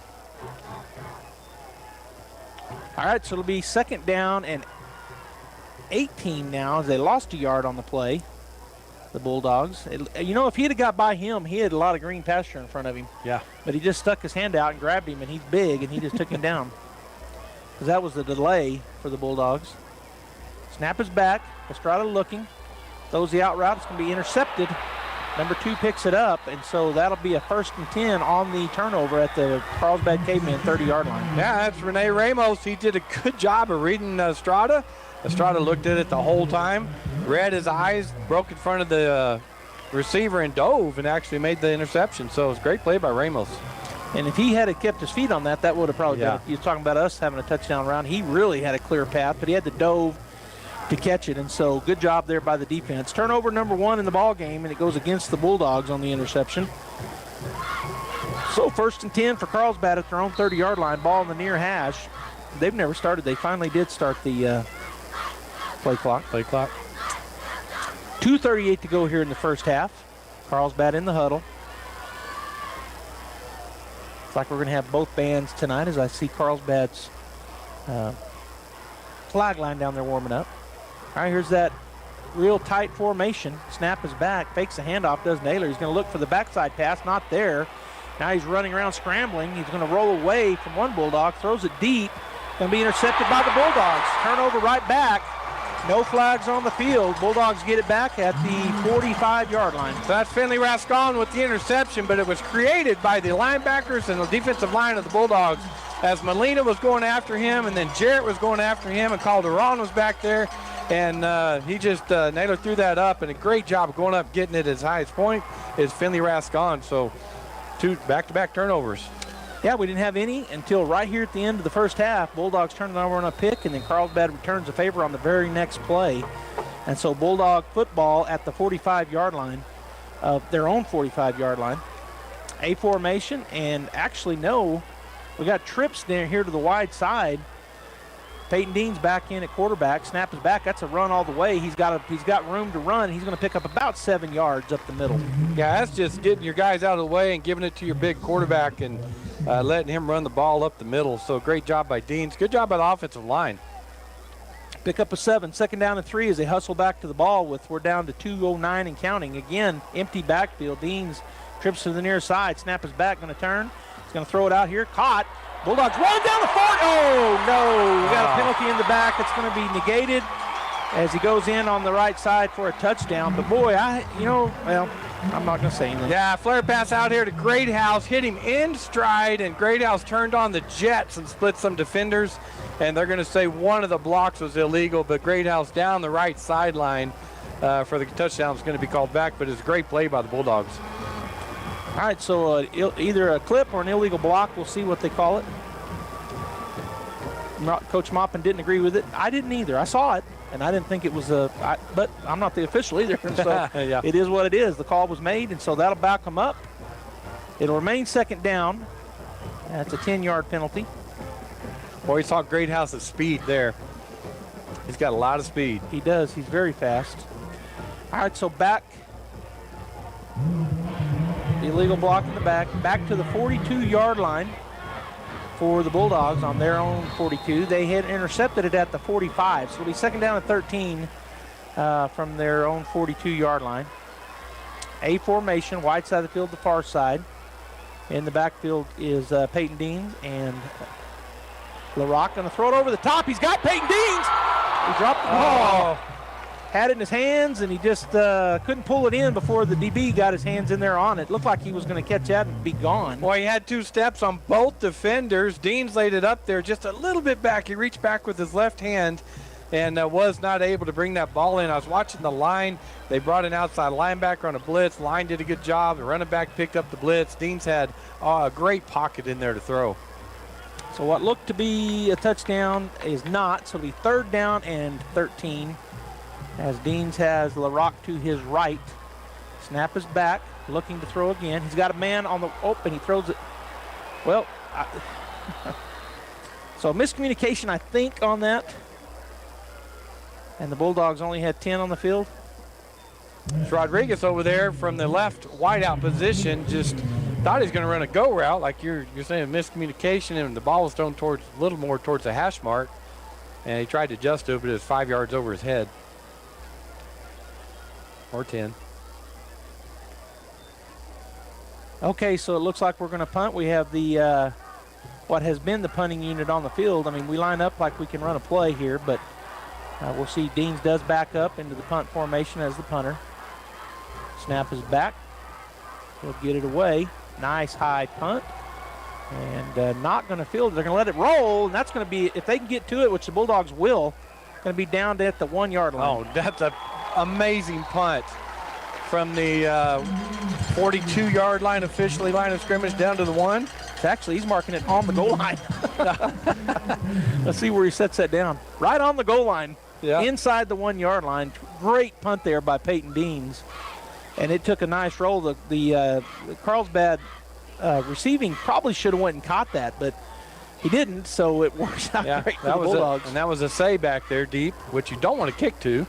So, yeah, good job. And 58-yard punt officially, but he was 10 yards back from that. So 68 from where he punted it from. All right, so with 1:26 to go here in the first half, Carlsbad has it on the 1 foot line. Literally, Bulldogs look for a safety right here. Carlsbad in that bunch set and draw them off sides. And they did.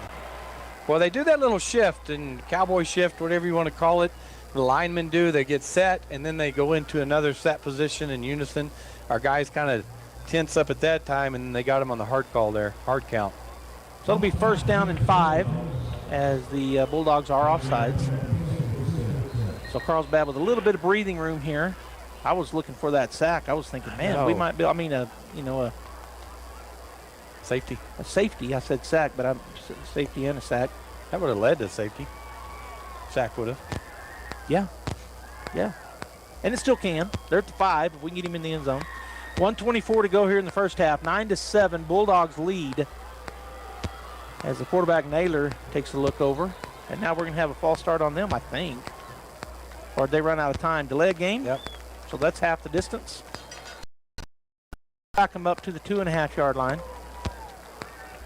He's backing them all the way up. Is that right? I mean, I like it. 5-yard penalty. So it is, I was right there. They need to go half the distance. Yeah, that's what I thought. Right now they've got it down on the 5, but on the 1-yard line. Coaches on the other side aren't raising Cain here.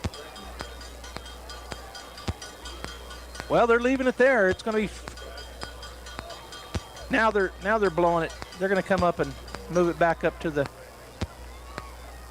Yeah, it's half the distance. I loved where he set it down, but he's asking the white hat as this should be half the distance, and they're going to move it 2.5-yard line. All right. Oh, he puts it on the 3. So almost half the distance. He's a half-yard off.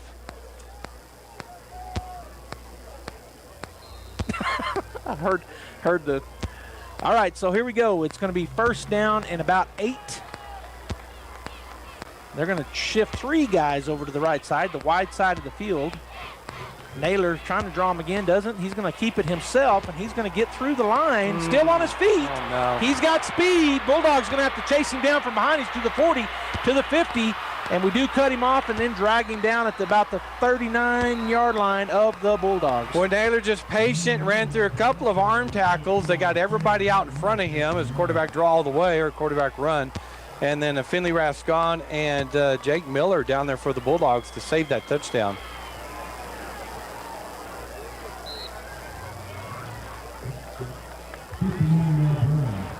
Said Jake Miller. That might have been Armendariz. We'll see. All right, so it's 1st down and 10 for the Cavemen inside Bulldog territory at the 39. Naylor's going to throw it out there to number 3. Ooh, and he's crushed. Ball was dropped right as they got there, and they met him he was in the middle between 2 Bulldogs. It was Molina and Watkins met him at the same time, which means both forces just collided into him, dropped that pass. So incomplete, but a good job by a linebacker in the corner for the Bulldogs. Eli Assay was the intended receiver, so the speedster. And right when the ball got there, it kind of got through his hands, and then boom, they met him on either side. 2nd down and 10, 39-yard line of the Bulldogs. We're under a minute, 52 seconds to go. Bulldogs lead by 2, 9-7. They got them bunched up short side over there. Let's see if they go that way. Naylor looking to throw it. He's going to step up and then run. And Bulldogs looked like they had him dead to rights, and he breaks in to the secondary and will pick up about 8 or 9 yards. And a timeout taken by Carlsbad. So 42 seconds to go here in the first half. He didn't get as many yards as I thought he did, Robbie, but a timeout definitely taken by Carlsbad. It'll be 3rd down when we come back. So we'll take a break and hear from Sandy Stockton. You've changed thousands of diapers, cut off hundreds of crusts, played hours of peekaboo and duck, duck, goose. But you'd do anything for your kids. That's why it's so important to protect them with life insurance from State Farm. State Farm agent Sandy Stockton will help make it easy and affordable to help you protect your family, no matter what the future holds. Because for the people you'd do anything for, life insurance could mean everything. Call State Farm agent Sandy Stockton in Artesia today. Like a good neighbor, State Farm is there. All right, welcome back to the Bulldog Bowl. Joby Hodlin and Robbie Blue. And Robbie, it's kind of been well, you know what, I'll say it this way. You can tell it's the first game. Yeah, you can. Like we said, the first 2 series that came out, punted back, traded punts. And then the Bulldogs drive and score, and then we hold them, and then they, had a big play by SA, breakdown on the defense and Bulldog defense, and then we've had penalties, quite a few penalties already, so just a lot of first game stuff like you're saying. All right, 42 seconds to go here in the first half. Carlsbad looks like they're in an A formation look. 3rd down and 4. Naylor rolling this way. There's a hold in the backfield. Step up. Maybe we can get an interception. Knock it. Oh, he did intercept it. So the Bulldogs get the interception. There's a holding, but I think we take the interception even though it's down at the 5-yard line. Yeah, absolutely. Jesse Armendariz stayed with his guy all the way across the field from his safety position. And when that ball was up in the air, he just went up in front of the receiver, crossed in front of him, and brought that ball in for the interception. That's an amazing play by Jesse Armendariz. I'm glad. I was just watching some of our Bulldog players. They were saying take the penalty. I'm glad the White Hat was looking at our coaches. Holy cow. I was going, please don't be looking at that.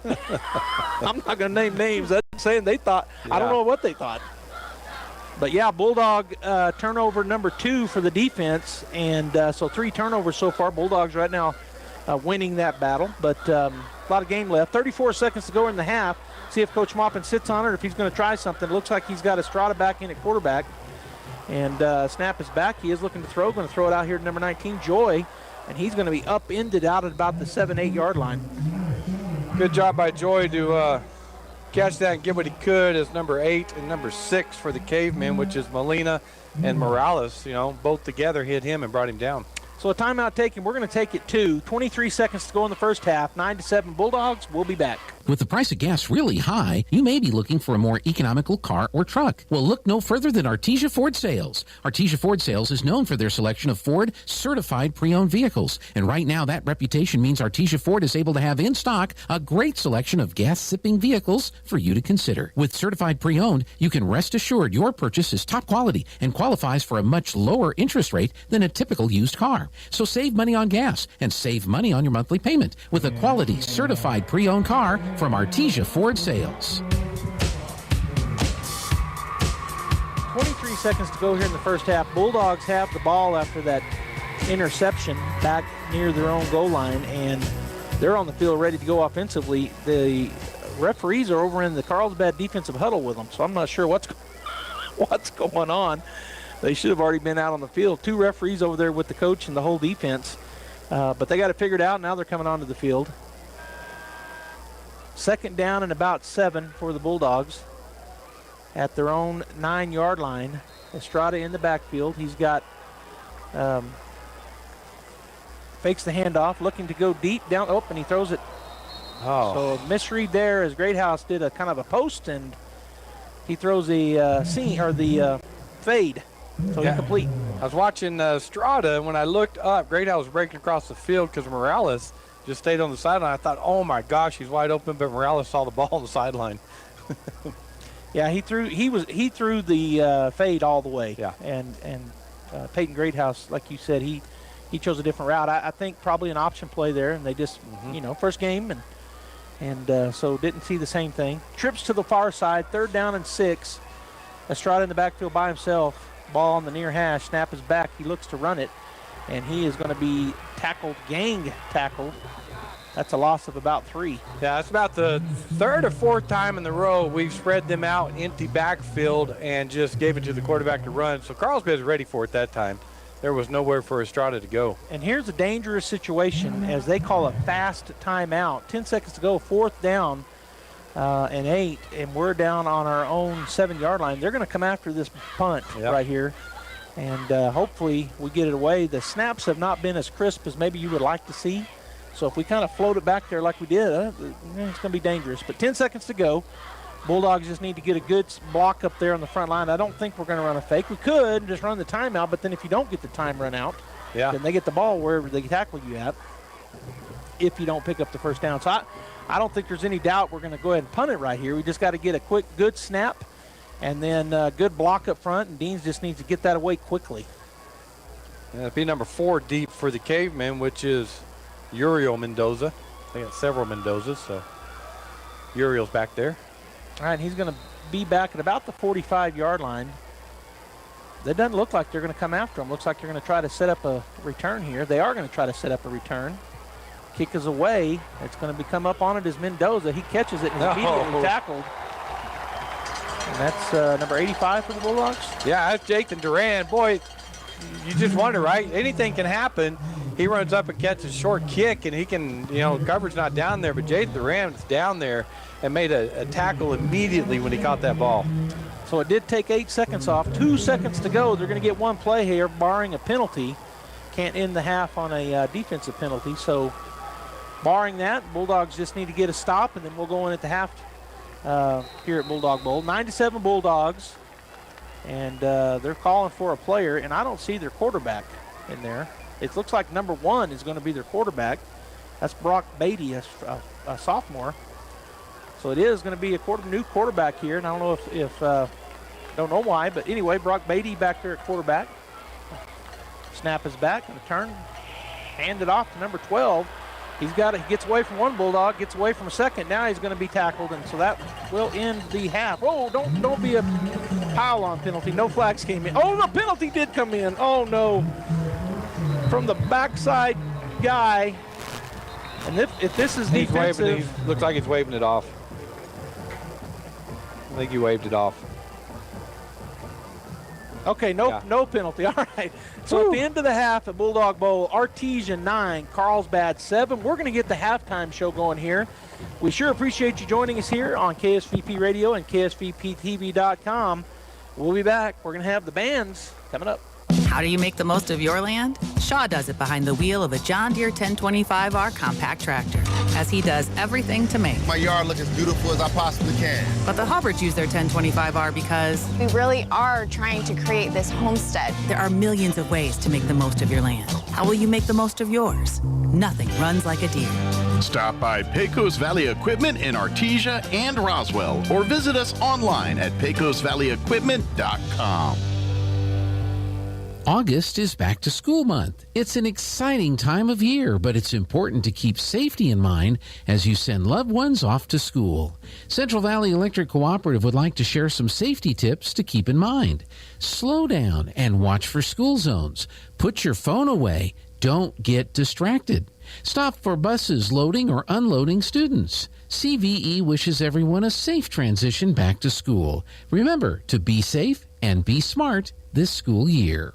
Artesia Plumbing, Heating, and Cooling, home-owned and operated for over 50 years, are here for all of your plumbing, heating, and cooling needs. Artesia Plumbing, Heating, and Cooling has the expertise to install residential, commercial, and industrial air conditioning units, including the conversion of evaporative coolers to refrigerated air systems. Cut cooling costs with high-efficiency Carrier units from Artesia Plumbing, Heating, and Cooling, your authorized Carrier dealer. Artesia Plumbing, Heating, and Cooling, a proud sponsor of Artesia Bulldogs and our community for over 50 years. If you're missing a tooth or several teeth, a dental implant may be the ultimate solution. Implants look and feel so much like real teeth that you probably forget you have an implant. Maupin and Brown Dentistry is one of New Mexico's most experienced implant providers, with literally thousands of implant patients who are absolutely delighted with the results. Call Maupin and Brown today for an evaluation. You'll be surprised how affordable implants can be. Maupin and Brown, your choice for experienced, state-of-the-art dentistry. Stand and be recognized so we may applaud your tireless efforts and energy. Thank you. We also want to recognize our Eddy County counselors and social workers, CYFD, CASA, and MOPS programs, and Eddy County Drug Task Force. Please stand and be recognized.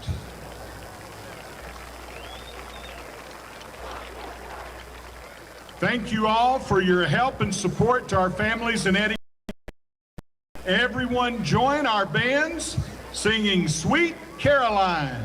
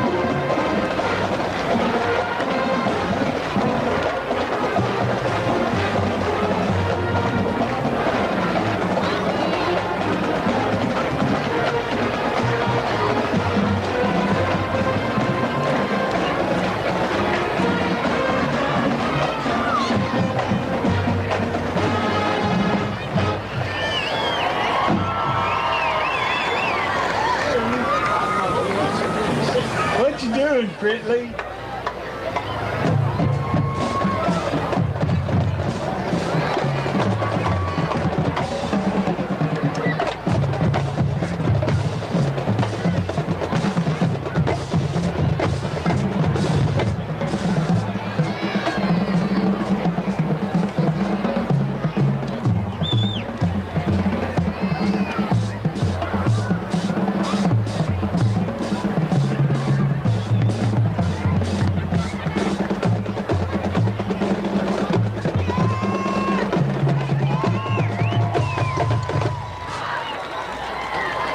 Ladies and gentlemen, the pride of the Pecos Valley, the Artesia High School Bulldog Marching Band.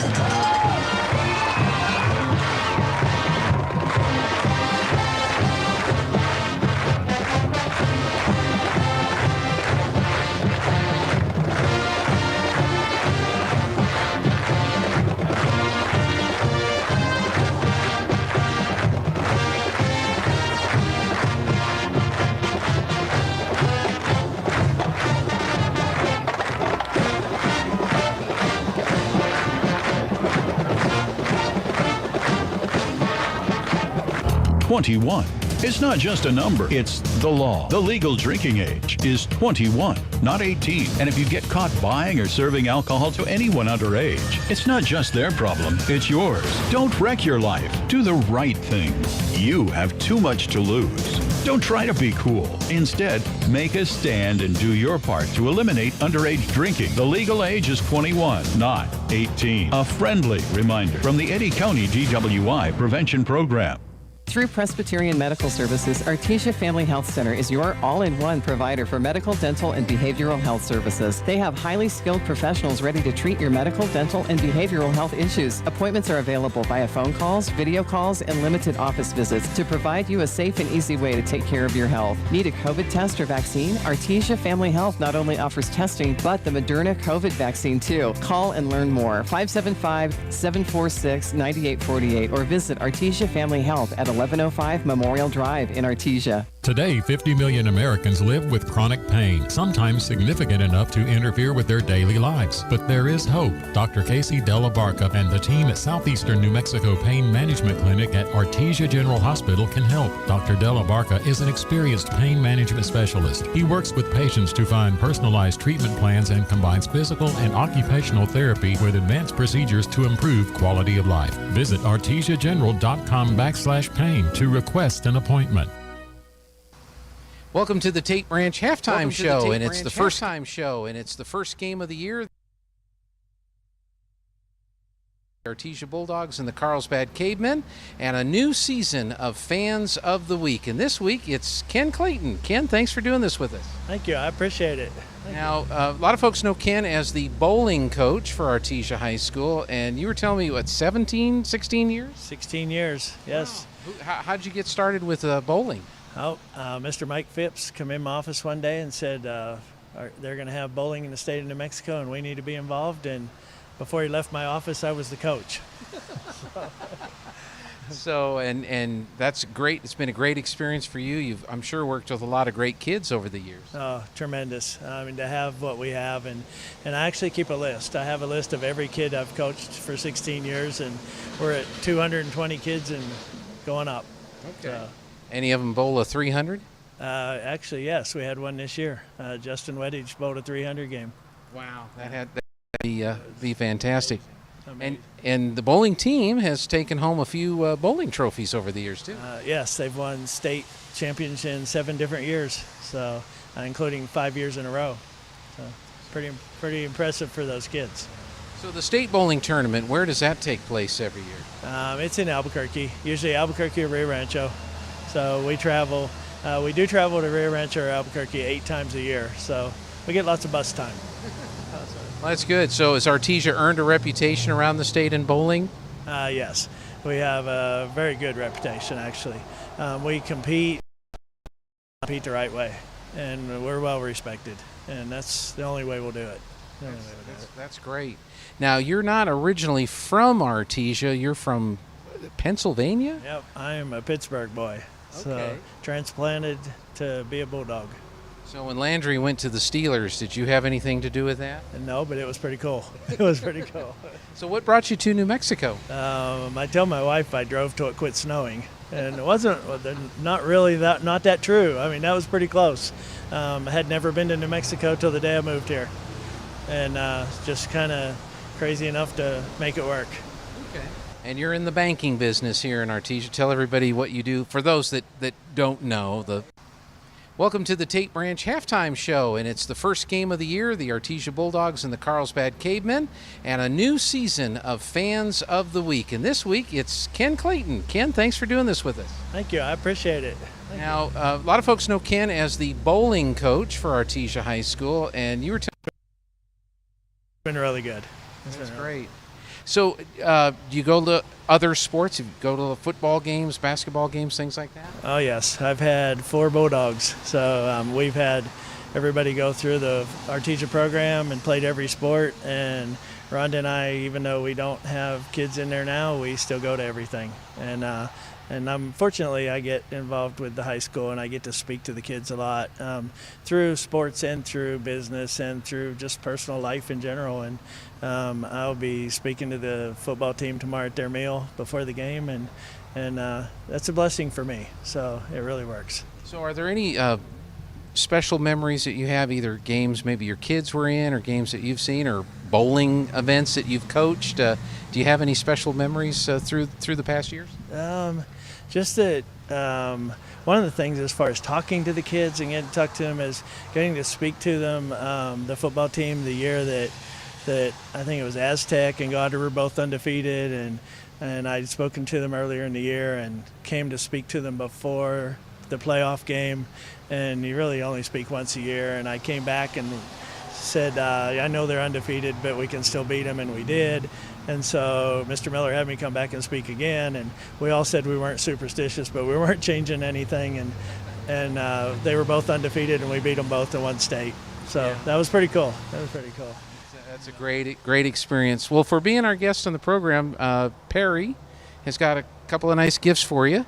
We have a logo mug, and it's in the proper Bulldog orange color, and it says Bulldogs #1 fan on there, Tate Branch, and it also says Fan of the Week. And then we also have from Tom and the folks at Adobe Rose a $50 Adobe Rose gift card for you, so you can take the family and enjoy that. Well, I appreciate it, but most of all, the community supporting our kids is incredible. What you guys do, what they do, what everybody does, you got to live here to live it. You got to really know it, but it's incredible. It really is. Ken Clayton, our Tate Branch Fan of the Week this week. If you have someone you'd like to nominate, get a hold of Perry Troublefield here at Tate Branch, and I'm sure we can get him on the list. Ken, thank you so much. Good luck to you with the bowling this year. Thank you very much. And thanks for joining us. We'll be back in just a moment. We've been entrusted by God with a certain set of gifts and talents, and God desires us to not hold back or hide those abilities and get stuck in a pattern of self-doubt. Solomon says this in Proverbs chapter 4, "The way of the righteous is like the first gleam of dawn, which shines even brighter until the full light of day." So you look at your set of skills and you look at your set of abilities. Are you giving God the glory in that? When you see the first light of dawn and you know that the day is starting, are you using that kind of excitement with your talents and your abilities? I hope you are. If you're struggling with that, or if you're struggling with anything, come see us at the Hermosa Church of Christ on Sundays at 10:10. Incredible Printing is open for business. Located across the street from the Derek Floor statue in Artesia, Incredible Printing is Artesia's only local printer. Incredible Printing makes your business that high-flying brochure needed to advertise those new services or products. Incredible Printing also specializes in all carbon copy books and material. Incredible Printing is open in Artesia, across from the Derek Floor statue. Dean's Inc. of Artesia provides a superior choice for all your electrification, communication, and supply needs, with a vision to be the premier industrial electrical service provider in New Mexico and West Texas, providing unparalleled quality in supplies and service with highly skilled and conscious personnel. We pledge to our customers to exhibit the utmost in integrity and reputation while providing superior quality in all we do. Dean's Inc., located at 409 Commerce Road or online at deansinc.com. When I was young, I thought I had forever to prepare for retirement. But as the years went by, retirement got closer and closer. Well, I wish I'd have started saving 10 years earlier. How you spend your retirement depends on what you do now while you're still working. We've helped a lot of area seniors prepare for retirement. Stop in and see us about saving for yours. Western Bank of Artesia. We're big on you. Member FDIC. Kane Electrical Supply is your #1 distributor when it comes to the top-of-the-line inventory. Kane Electric carries name brands such as Appleton, Burndy, Fluke, Cooper Lighting, Hoffman, Phillips Lighting, iDeck, Klein Tools, and Square D. Kane Electric has your professionals and will assist you with any information you may have on electrical supplies. Kane Electric delivers on location too. Come by Kane Electric today in Artesia at 1911 North Roselawn. Plumbing, air conditioning, heating, gas lines, sewer jetting, refrigeration, ice machines, RO systems, water softening, sheet metal fabrication, duct cleaning, residential and commercial. Crouch does it all. When you find yourself in need of assistance, give the experts at Crouch Plumbing, Heating and Air Conditioning a call. The Crouches know quality matters, and they'll find the best solutions for your situation. That's 575-746-3782 for Crouch Plumbing, Heating and Air Conditioning, serving all of Eddy County since 1967. Welcome back, Bulldog fans. We are getting ready to start the third quarter here live from Artesia's very own Bulldog Bowl. And the Carlsbad cavemen will receive as they deferred. They won the toss, they deferred, so they get the first go at it offensively here in the second half. And Robbie, we were talking to our statistician extraordinaire, Josh, and he was telling us some interesting stats. Kind of give the, and we'll have them in front of you, but kind of the overflow of it. He was telling us and letting us know that the Bulldogs have run 37 offensive plays. Cavemen have run 16, which is a big gap. And then 185 total yards for the Bulldogs to 160, but a couple of those just came on long runs for the Cavemen. 55-yard touchdown. The quarterback had a long run. So defense overall has done a good job. And, you look at the stats like that, you look at those things, and you think we'd be winning by a lot. But the only stat that really matters is the scoreboard, and it's 9-7 Bulldogs. So a good tight football game here as the Bulldogs line up to kick off to start things off here in the second half. And it will be Great House doing the honors for the Artesia Bulldogs kickoff team. You getting back deep for the Cavemen? Or can you get their numbers or turn sideways to us? Number 4, number 3, same two guys. That's Asay and Mendoza. Deep kick this time. First time we're going to kick it relatively deep, coming up and catching it about the 18. And then has a seam. He breaks through. Bulldogs will gather him up at about the 35-yard line. And that's Asay that came up and caught that, and Molina was the first Bulldog to get a hold of him, and then about 4 more came in and helped make the tackle. And we got a Carlsbad caveman down. Hope that young man is okay. So they're going to have a timeout here for the, and he's not moving any. He's in an awkward position. He's got his knee up under his chest and the other leg kind of stretched out. Hopefully he is okay, but he hasn't moved a muscle as he's got a trainer out there talking to him. Looks like number 69, McKibben. He still hasn't moved. Trainer's talking to him. 11:53. It took 7 seconds. Now he's dropped his leg back. And now he's up on his knees, so hopefully the young man will be okay. 9-7 is our score. Bulldogs going for defending the north goal to start things out here in the second half. As the Cavemen will take, once the number 69 is walking off under his own power, by the way. So it looks like he's going to be okay. Cavemen will start at their own 36-yard line after a kind of it was a deep kick in that it wasn't one of those little punch kicks, but but it was kind of a floater that didn't get very far. He had to run forward to catch it, caught it on the run, and got about 10 yards on the return. All right, so they get number 16 at 9 is able to get off the field. Carlsbad on the field now. Naylor, the quarterback, has that X-back formation set, double tight. Naylorwood gets the snap, turns, hands it off to number 12, and he will break a tackle and then roll forward to about the 40. Well, Riley Jarrett came in there unblocked from his left defensive end position and just missed him. The running back went right inside of him to pick up those yards. And Riley looked over the sideline and said, it's my fault. The coaches are going, yeah, we know. Swing and a miss. That happens sometimes. Yeah, it does. It does. He was coming full speed, so. Yeah. And then the running back just kind of sidestepped him, went by him. Pick up a 4. It'll be 2nd down and 6 from their own 40-yard line as they come right back to that double tight set. An X-back on either tight end's hip. Quarterback in the backfield with a running back to his left. Snap is back, going to turn. Hand it off again. Same play. This time, Bulldogs knock him down for a loss. Loss number 13, Ethan Ramirez, and was that 32, David Hammond? Was that 32 in there also for the Bulldogs? Yeah, David Hammond. Could have been on that left quarterback position. Yeah, both of them came in there and made that tackle on number 12 for the Cavemen, which is Ulysses Mendoza. Ulysses. Thank you. All right. Well, I mean, I don't know if I'm right, but it sounds right. Hey, I'm going with it. Okay. 3rd down and a long 6 is about a half-yard loss there. They're going to go this student body left look formation with everybody to this side. Snap is back. He goes the other way again, though. Hands it off to Ulysses again. I thought the ball came out, but it didn't. Or did it? So just picked up about 2 yards. It's going to be 4th down and 4, almost 5 for the Cavemen, as it looks like they're bringing their punting unit out. Mendoza again carrying for the Cavemen, and again Hammond in there first for the Bulldogs from that corner position. But the Bulldog defensive line got penetration that time. They were pulling linemen, the Cavemen were, but he got all muddled with the defensive linemen getting a push. Nick Sanchez and Matt Seiss back. The snap is back, and it's going to be a punt, almost blocked. It's a little floater over to the right side, and it's going to bounce sideways and go out of bounds over there about the 33-yard line. So the Bulldogs with good starting position here as the defense holds on the first series, and it'll be Bulldog football going the other direction. That's Riley Jarrett from the right side, just came screaming back there at the punter and took an extra step. So he almost, if he would have laid out, I think he would have blocked it. Yeah, he was close.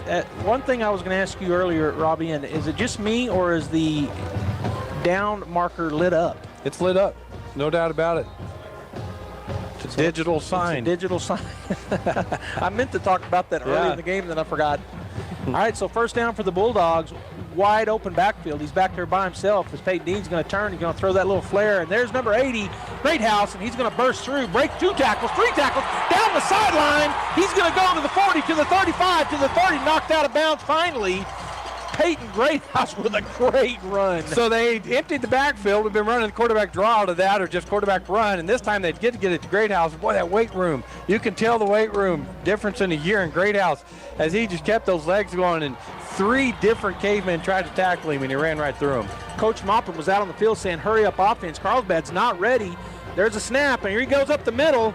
And Peyton Dean's, and he's going to be tackled after a 5-yard loss. I thought we might get more out of that, Robbie, but they were not ready.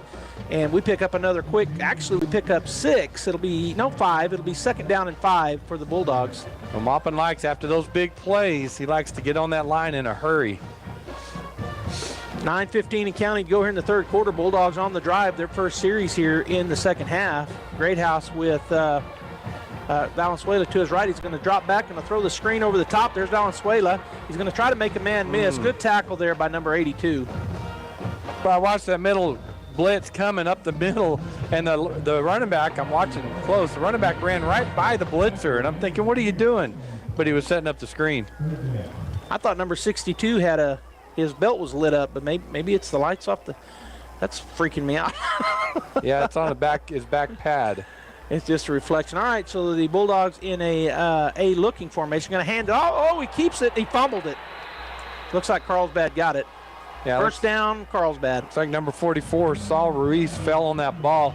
Trying to hand it to Seiss in motion to the left side, and just not a good exchange between quarterback and the receiver. All right, so the second turnover on the Bulldogs, turnover scenario is they both have 2 now. The Bulldogs have 2 interceptions that they've taken on defense, and Carlsbad has an interception and now a fumble recovery. And so the Bulldogs' promising opening drive ends up in a turnover. It'll be Carlsbad ball on their own 26-yard line.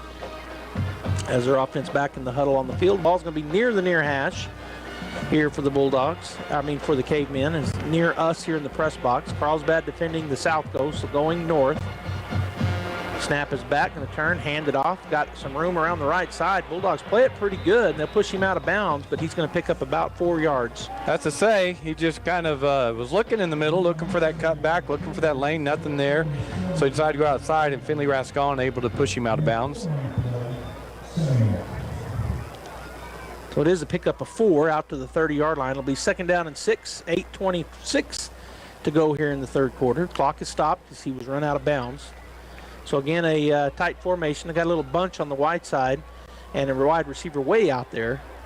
Naylor takes a look, going to turn, fake the handoff, going to keep it himself, and he's going to try to cut through the middle, and he's going to be stacked up about a pickup of 2 based on the line judge across the way. So that play has been successful for them. They just get everybody out there in front of the quarterback. But Wesson did a great job from his middle linebacker position that time. As he didn't get caught up in the fray, he waited for him to make his cut. And when he did, Wesson was there waiting on him. That is their quarterback. Naylor is hurt, and I can't tell if he's favoring his knee or his ankle, but his left side. He got up off the turf, but then almost went back down. Now has a coach under his shoulder and a player. That should bring in number 1, Brock Betty. Betty? I don't know if it's Beatty or Yeah. Beatty. It's B-E-A-T-Y. I was saying Beatty, maybe? Beatty could be. Or that's probably better. All right, so I just heard a score, and I think he said 42-22, Roswell. Oh, really? Over Levington? Say again? Oh, 22-20. So it is 42-22. Roswell over Levington. All right, so we do have number 1, Brock Beatty, in there for the Cavemen. Are we going to go with Beatty? Is that what we decided? We'll go with Beatty. Okay. I like it. All right, so another bunch set on the right side, far side of the field with the wide receiver. Snap is back, going to turn, hand it off to number 3, looking to cut back. He does. Still on his feet, finally drugged down from behind. And that's number 28 for the tackle. Pick up about 10, 12 yards, actually. Well, you know, bringing in a sophomore quarterback here in the middle of the game, they're going to go to their running backs a lot. You would think they would. That was a say that time, looking for that cutback, found it. But Josiah Rodriguez made the tackle for the Bulldogs. First down pickup all the way out to their own 43-yard line are the Cavemen, and they're just running that sweep over and over and over again out of different sets. They're back into a X-back, double X with a running back to the left of the quarterback in the shotgun, Beatty in the backfield. Snap is back. We're going to have a flag on this side of the field, and I'm wondering, usually when they blow the ball dead, it's a false start, but we'll see. That's offsides on Carlsbad. Interesting. That is interesting. I mean, okay. All right, so let's back some up 5 yards. Yeah. I guess lined up in the neutral zone. Somebody did. So they're going that double tight, 2 slots, 1 wide out, and then they're pulling the backside guard and tackle wherever they're going. So it's not hard to figure out right now. Again, going to go all this side. They've got a guard and tackle on the other side of the ball, and then everybody else this side. Beatty, the quarterback, he's got to run it back to his left. Going to turn and run it this way as the quarterback. And he will break through after he cuts back, picks up the 5 plus 2. Be 2nd down and 7 or 8, depending on the spot. Didn't pull anybody that time. They just had it outnumbered on that left side, and were able to get the hat on everybody before Wesson was able to bring him down. Davian Molina having a hard time getting off the field. Hopefully he's okay. One of our starting linebackers limped off. Gage Donaghy also coming off, starting tackle for the Bulldogs. Fisher came on in his place. I didn't see what linebacker came in. All right, Beatty in the backfield. He's going to take the snap, hand it off. Going to run out. Oh, and he's going to get called for a face mask or a collar, and that's going to be on the Bulldogs. Good tackle in the backfield, except for he had him in the wrong spot. Yeah, trying to get it to a say on the outside on the right, and Riley Jarrett was out there, reached out with his left hand and just trying to grab onto something, got a hold of his face mask and brought him down. So obviously it's a good play by Jarrett, and he didn't mean to. He's got a guy on him reaching out trying to get a hold of the running back. So face mask, and that'll take them all the way down to the 40, 9-yard line of the Bulldogs. So it'll be 2nd down and 2 after that 15-yard penalty. 6:32 to go here in the third quarter. The score remains 9-7. Beatty, the quarterback. A lot of guys this side of the center. They're going to come this way, fake it, go the other way. Beatty's got a lot of room as they just run a count. Well, really just a quarterback keeper to the other side, naked. Yeah, they've been running that lead play and unbalanced on the left side. Fake that, and there was a huge lane for him to go up the right side before number 28, Armendariz, came and made the tackle. All right, so a big pickup takes it down to the Bulldog 28-yard line. 1st and 10, 6:21 and counting here in the third quarter as they're going to line up to the right side this time with that heavy formation. Beatty, the quarterback, the sophomore, coming in as Naylor went down a while ago. He's going to just run that way, student body right, and he is tackled from behind, but he picks up about 4. Yeah, Riley Jarrett from his right defensive end position. You think, well, we don't have to block the end. We're going to the opposite of him. And he chases him down from behind and makes a good tackle. And it's probably a good thing because he had a lot of guys out in front of him. Yes. Come in from behind him. He picked up 4 yards. It'll be 2nd down and 6. We're under 6 minutes. 5:45 and counting as Carlsbad breaks the huddle as they're down on the Bulldog 24-yard line. Beatty, the quarterback, has a running back to his right, who I think is SA. He snap his back, turn and hand it off to him. He cuts back, and then he's going to be wrapped up after a pickup of about 3, maybe 4. Well, we're lucky he got that back inside. He had 2 linemen that pulled, leading around the corner, and Wesson was on the opposite side of them, and he cut back into Wesson. If he had gone outside of them, there was a lot of green turf in front of him. You know what? He was in front of his linemen. He was already past where they should have been, and you're right. He cut back behind them. But I agree. If he just kept going, it might have been a lot of green. All right, so 3rd down and 2 after the pickup of 4. It's down to the Bulldog 20-yard line. Ball near the far hash. Beatty got that heavy set to the right side. Going to run that way, just the quarterback keeper. He gets around the corner. He's got the 1st down and a little bit more inside the 15, or they're going to put it right on the 15. Well, that's tough. Hammond came up hard from his corner position, took on the lead block, and Beatty just went around that and then turned it upfield. So Hammond doing a good job. So this really looks like Goddard. Yeah, I mean, it does. They're just running sweep, and just piling up guys. And the reason we're saying that is the offensive coordinator now played at Goddard, and he played under Jernigan. Yep. All right, so we've got a whistle blowing. No, yeah, they got to stop something. I don't know. Timeout Carlsbad or timeout Artesia? Official timeout for something. And I don't know why he's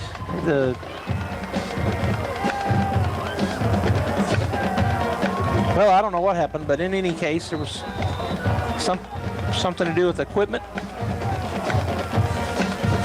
All right, so 1st and 10 for the Cavemen at the Bulldog 15-yard line. Beatty with a double tight, double X back, and then we got motion, I think. I did it again. I wasn't going to do it. Flag on the play. We'll see what the call is. Oh, no, he called it on us. So offsides on the Bulldogs will make it 1st and 5 at the Bulldog 10-yard line. 4:18 to go now in the third quarter. So Carlsbad threatening. Yeah, whatever they decided in the adjustments they made at halftime, right now the Cavemen are just running it right at the Bulldog defense and weren't able to stop it. Double tight, double X back, running back to the right of Beatty, the quarterback, or is that Naylor back in? Naylor's back in. He's going to fake the handoff, keep it himself. He breaks one tackle, slides up into the middle of the field, and gets down inside the 10-yard line. Well, Ethan Ramirez came from his linebacker position and missed him. He had him about a yard deep in the backfield, but he was behind him, and Naylor just ran through that arm tackle. All right, so Carlsbad now with a 2nd and 2. They can get a 1st down without scoring, as they got to pick up 2 for that on the Bulldog 7-yard line. And we're going to go we're going to go heavy to the right side, the short side of the field. Naylor's just going to keep it and run that way. The Bulldogs come flying in there, but Naylor will pick yards. It looked like we should have had him in the backfield, and the guy took on the blocker. Yeah, and I've seen that several times. I mentioned it with Hammond, and that time it was Wesson. They're coming in and just trying to take the blocker out, and the running back's just making a cut. He did do that. Yeah, he did. Blew up the blocker. Yeah. So, first and goal. 1st and goal.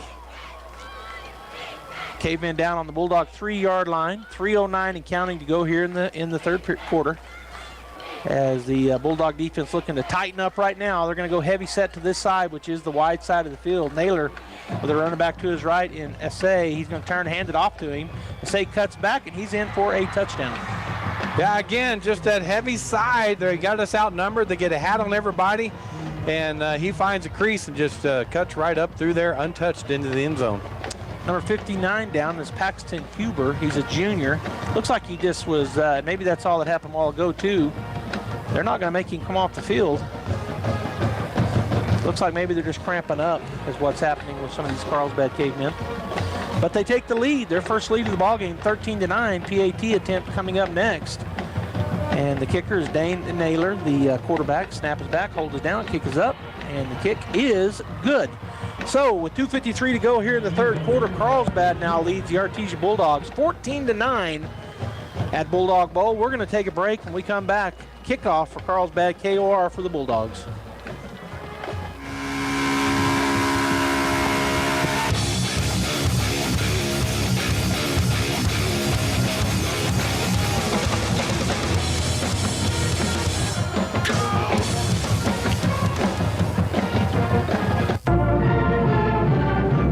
Devon Energy is proud to support Artesia High School athletic programs.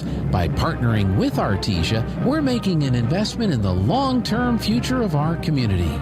Sports teach discipline, teamwork, and leadership, skills our youth will use to succeed for a lifetime. From our team to yours, Devon Energy wishes you good luck this season, both on the field and in the classroom. Go Bulldogs from Devon Energy. Welcome back to Bulldog Bowl. 2:53 left here in the third quarter. That scoring drive by the Cavemen, 12 plays, went 74 yards, capped off by a 3-yard touchdown run by number 3, Eli Essay. Kick was good, so the Cavemen lead the Bulldogs 14-9. All right, the kickoff team on for Cavemen. Naylor is the kicker. Bulldogs back deep, ready to go. They've kicked it deep each time they have kicked off to us. Let's see if they do it again. They do. We're going to have a chance here if we catch it, and we're going to.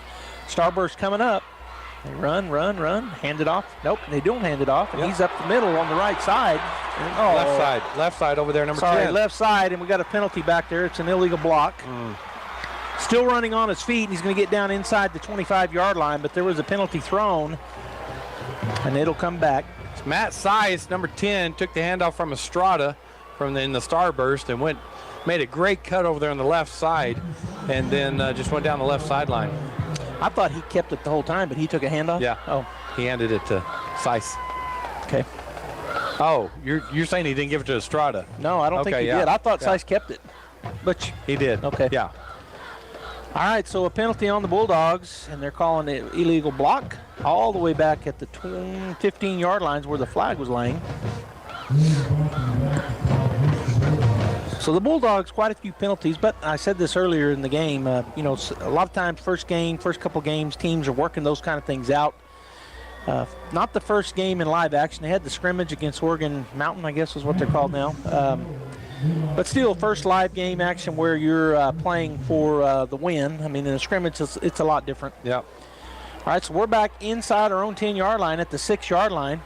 A formation look, and Estrada, the quarterback, to his left, I think, is Bradley Valenzuela. He hands it off to him, and he will get out to about the 10-yard line. Defensive line for the Cavemen doing a good job right now, standing the ground with their arms extended so they can get off that tackle. Get off the block and make a tackle. So they're getting a little separation there, which you want to do on defense if you can. The offensive lineman wants to get up in you and just drive you. So line are winning the battle right now against the Artesia offensive line. Down to 2:09 and counting here. 2nd down and 6 from the 11-yard line. A formation. Estrada with Bradley to his left. Going to turn, hand it off to Valenzuela again. He'll fight forward. Pick up another, looks like 4 yards, maybe 3. It'll be 3rd down and 3 for the Bulldogs at the 15. Yeah, it's right up the middle again with the run and play. And number 44, Saul Ruiz for the Cavemen, makes the tackle. So now down to 1:40 and counting as the Bulldogs break the huddle. A formation, 2 slots, 2 wideouts. Now Estrada takes a look over the defense. Now he's going to have Valenzuela go to his left side. Snap is back. Looking to throw. He's going to throw the timing route. It's caught over there. Bulldogs have the first down and then trying to tiptoe down the sidelines, but is knocked out of bounds at about the 25. So it's a good pick up there. Jathan Duran ran a great route. Good delivery by Estrada. Pick up the first down, move the chains, and get to keep going with the Bulldogs. So 1st and 10 at the 25-yard line. And we're going to get down to one. Well, they stopped the clock because the went out of bounds. So 1:22 to go here in the third quarter. Trips to the near side, slot and wide out to the far side. Estrada in the backfield by himself. And they're in man-to-man coverage on this left side. He's looking. He's got a man. Oh, he didn't see the ball. He had 2 men. He had 3 men wide open, actually. Yeah, that's Joy over here, number 19. But what happened, that left defensive end came in unblocked. Nobody even touched him, and Estrada had to try to get rid of that ball probably before he wanted to, because he was just right in his face. Yeah, and maybe that's why he didn't see it. I mean, maybe he hadn't come enough out of his route, because it looked like he might have could have made that play, but I don't think he ever saw the ball. So 2nd down and 10, back to the A formation. As Greathouse looking to get set. Snap back, going to run the speed option pitch. A lot of room out here to run. And Valenzuela will pick up about, got another penalty. I didn't think it was either. I heard somebody up here in the press box say that was not a hold. I saw where he threw it. All right, so we're going to have a penalty down. Let's see what it is. He does say it is holding. He's looking at Carlsbad, so he said holding. And Coach Maupin not happy with it either. So they'll back it up 10 yards from the spot of the foul. 1:17 to go here in the third quarter. And it'll be 2nd down and about 11 where the flag was. So 2nd and 11 back at their own 24-yard line. 14-9 Carlsbad leading Artesia. That back of that kid's it looks like he's got lights on it, but I know it can't be. It's just reflecting off of the lights. All right, so Estrada with Valenzuela to his right. He's looking. He got single coverage on the far side, Robbie. Let's see what he does. Looks like he changed the play. He didn't. He just comes to this side, and it's going to be caught by Greathouse. Maybe a pickup of 2. Wow, and Carlsbad anticipating that, had 3 down linemen, 3 linebackers, and they only rushed 3, so 8 fell back into coverage at that time. But the interesting thing, and I know the coaching staff for the Bulldogs saw this, they went man-to-man coverage, and they were backed way off of them. Yeah. He could have threw uncovered on the other side. There was only 2 guys out there. Yeah. But so I know they saw it, and it may be setting something up for the future. It looks like they're going to do the exact same thing. That linebacker's kind of fading that way this time. Now he's coming in tight. Snap back, turn, fake the handoff, throw the screen, and it's knocked loose over here, so that'll be 4th down. Good play by Austin Blair, trying to get that going on the right side of the Bulldogs, and he just cut through the blockers and met the receiver right when the ball got there. So 4th down and 8. The punting unit will come on here with 16 seconds to go in the third quarter. Carlsbad 14, the Bulldogs 9. And going back to receive will be number 4 for the Carlsbad Cavemen, and that's Mendoza. Peyton Deans, the quarterback, is in, but he'll back up to punt now. He gets about 15 yards back there. Snap is back. Punt is away. Another good punt, spiral, and going to be there to catch it and then take a hit immediately, but bounce off of it is Mendoza. He'll break those 2 tackles and then finally tackled out at the 45-yard line. Pick up about 7, should have been none. Yeah, should have been none. Jathan Duran hustled down the field as he had done on another special team tonight, but he didn't wrap him up. Put a good hit on him, but didn't wrap him up, and then he broke through that tackle and picked up some yards. So 1st and 10 for Carlsbad at their own 45-yard line as the defense for the Bulldogs back on the field. And Carlsbad breaks their huddle from the sideline. 2 seconds to go here in the third quarter, so they'll run 1 play, barring a defensive penalty, and then it'll flip ends to go into the fourth quarter. Naylor back in at quarterback, got that heavy set to the far side. And they're running back on that side too, and he's just going to keep it and run. He cuts under the block. He's still running on his feet, and he's going to pick up close to the first down, pick up about 9 yards. Now, watching our defensive line, they're running some studs, and they're doing some different things, but it's just taking too long. They're just creating angles for the offensive line of the Cavemen. All right, well, that's the end of the quarter. 14-9 Carlsbad. We'll be back for the fourth quarter. Stay tuned. Well, the biting bugs and the ferocious flyers are out in force, and if you don't take care of them now, you'll be swatting and scratching all summer. Makes me itchy just thinking about it. Hi, this is Jim Gill from Roswell Seed Company. Whether it's keeping the fleas and ticks off your animals or keeping the flies and mosquitoes away from your barbecue, you gotta use the right stuff, and you gotta do it at the right time. So come see us now at Roswell Seed Company, and don't let the bugs tick you off. Get it? Tick.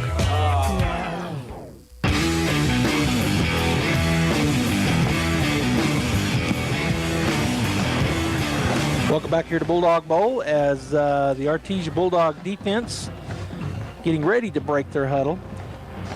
They swap sides here. Carlsbad now going from north to south. The Bulldogs, of course, defending south and going north on offense. Second down and about a yard for Carlsbad. They're going to go that bunch set tight here on the short side of the field. Naylor, the quarterback, he's got his running back to his left this time, to the wide side. Now he's going to bring him to this side. And now they're going to swap sides. So balance it out a little bit, but two X-backs to the other side. Quarterback's going to take it, hand it off to Ace, and he's going to try to pick his way through, and then he's going to be tackled for about a 6-yard loss. That's a great job by number 46 for the Bulldogs, and that is Grant Johnson. Wow, boy, there was no lane for him that time. Everybody stayed home. They got off their block, and they waited for him to cut up the field, and Johnson makes the tackle. Sophomore, and he's a kid that I got to see last year as a freshman, and he is a beast, and we'll see. We'll probably get to call his name a lot. I think he might be in there for Davian Molina, who has been kind of gimping around a little bit here in the second half, and so Johnson, the sophomore, in there. Third down now, and about 7 after that big loss. Quarterback's going to keep it. He breaks the first tackle, but he's not going to break the second. And he is tackled for, well, he does get back to the line of scrimmage. It's going to be fourth down. Good job there by the Bulldogs. Yeah, Molina, who you just mentioned. Is he back in? Yeah, he's in there. Donaghy, Hammond, and Calderon, just a group of Bulldogs in there making that tackle. But I saw Molina the play before, but you said that, so I didn't know. Well, I didn't see him come back in. I saw him come off at the end of the third quarter limping. I didn't think he went back in. Yeah, he's right there in the left outside linebacker. Yeah, I see him now. Yeah, yep. All right, so the Bulldogs going to get a punt attempt here by Carlsbad if they don't try to fake it. Sanchez and Sice back deep for the Bulldogs. Here's the snap, and the kick almost blocked again. High kick, just get away from it, and it's going to bounce and then go Bulldog bounce sideways. So they'll have it 1st and 10 inside their 25 at their own 23-yard line. So they ran it down our throat that series before that. Over 70 yards, just 12 plays. Came back out. Good job by the Bulldog defense there to stiffen up, make a few adjustments, and then force them into a punt. All right, so 1st and 10 for the Artesia Bulldogs, down by 5. 14-9 our score. 10:29 to go in the ball game, as Peyton Deans will come out and start things off here at quarterback to start the fourth quarter. Offensively for the Bulldogs, A formation. To his left will be Valenzuela. Boy, we got a lot of gap over there on the right side. Snap is back. He's going to look that way. He's got a man over the middle. Oh, no, it goes through his hands. A little behind him, but Peyton Greathouse probably going to say, I should have caught that. Yeah, he looked back there, and he kind of made a motion to Deans like it was me, but great look, great read, great route by Greathouse. Just didn't make the catch. Yeah, and that was well, you said it. A great read by both. They both saw the same thing on the option route. All right, so back ready to go. A formation. Deans, Valenzuela to his left. They're going to bring a blitz. Deans is going to throw another. Oh, and dropped again. So 2 drops in a row for the Bulldogs. They got the drops right now, Robbie. Yeah, line doing a good job as Peyton's going through some reads right now. And Rodriguez, number 14 over here, just ran that out route and dropped the pass. Josh just handed me it's in a stat that's interesting. Penalties tonight, 4 for Carlsbad for 35 yards and 12 penalties for Artesia right now for 95 yards. Yeah, one of those things they'll continue to work on throughout the season. You get to a place where you want a perfect game, and you want that every time, but the less penalties, the better. Right now the Bulldogs have a bunch. All right, A formation, snap is back. Dean's looking, goes the other way. He's got a man. Oh, he held on to him. No penalty flag. He grabbed him. I thought they were going to call that one easy, Robbie, but no call, so it'll be 4th down for the Bulldogs. Yeah, that's Jathan Duran coming from the left side, running that post route across the field. And number 6, Jacob Morales, just grabbed the back of his jersey. And everybody in the stands and yeah, we up here, everybody saw it except for the guys to count, because that ball, he catches that, he's gone. And then he wasn't able to get to the ball because they held him. All right, so 4th down, the punting unit is on. Peyton Dean's back, snap is back. He will get that punt away. Another good high punt. Fair catch call for as he backs up inside the 35-yard line to the 34. That's Mendoza back there. Again, Peyton Deans, I mean, what a weapon as a punter. Yeah. I mean, good high punt. It's got a lot of hang time on it. Give the punt team time to get down there and force that fair catch. So good job by the punt team. We've seen some of our quarterbacks be the punters over the years, and Dean's another one of those and has a good leg. And he had some great punts so far tonight. But a turnover on downs as the Bulldogs defense will face Carlsbad at their own 34-yard line, 1st and 10 with 10:08 to go here in the 4th quarter. And they're going to go heavy to the short side, which is near us here in the press box. Naylor looks over the defense, turns, going to quick pitch the other way. That's the speedster. And he is not going to be able to get around that corner. Oh, he keeps his feet. Nope, he goes out of bounds as he spins away from number 32 for the Bulldogs. I'll tell you what, David Hammond did a good job. He was coming up hard, and he flattened out to use that sideline, which you're supposed to do, and he forced him out to the sideline. So great job by Hammond to flatten out and force him to the sideline. And Hammond showing speed there. We know that Ace is fast, and Hammond stayed right with him. Yeah. So pick up a 3. It'll be 2nd down and 7 as we are at the 10:02 mark here in the ball game. 14-9 Carlsbad as they lead the Bulldogs by 5. Naylor went to the sideline to get the play. Now another caveman comes into the huddle, and he'll let the quarterback will let the huddle know what he wants. Double tight, double X back, and we got a delay of game. That'll be, oh no, they called the timeout right before, so it'll be timeout Carlsbad, 2nd down and 7. We're going to take a break. When we come back, it'll be 2nd and 7 for the cavemen. As the seasons change, it can be a great time to refresh your oral health too. Here's a few fall tooth care tips from Smile Expressions in Artesia. Fall is a great time to switch out your toothbrush. Toothbrushes should be replaced every 3 to 4 months. With fall coming comes fall baking, which means lots of sugar-laden treats. In addition to the goodies, try reaching for fruits and vegetables that are rich in fiber. And as the end of your insurance year approaches, now could be the perfect time to take advantage of any unused dental benefits. Please call and schedule your appointment today at Smile Expressions in Artesia. Welcome back here to Bulldog Bowl. 2nd down and 7 coming out of the timeout. Carlsbad got the timeout called right before the play clock went to zeros.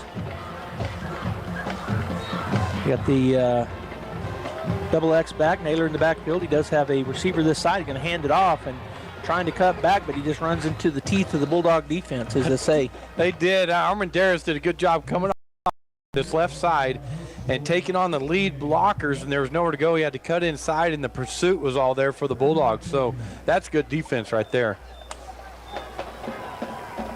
So Grant Johnson's still on the field, and he's playing middle linebacker. I thought he'd come in. Is he playing the middle now? He played middle linebacker down for the freshman last year, and now actually he might be getting down. Is that him getting down in the middle of the field in the stance?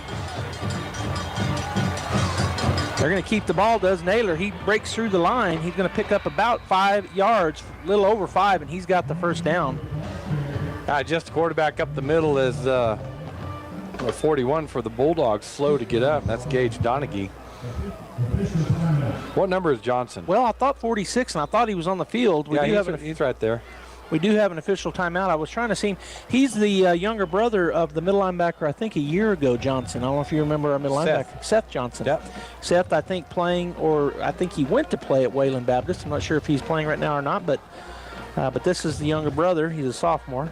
So we're going to measure here as it's close. 9-11 to go in the ball game. Carlsbad trying to drive here, keep this drive alive. I think they got the 1st down pretty easy, and they did. So it'll be 1st and 10 at their own 44-yard line for the Cavemen.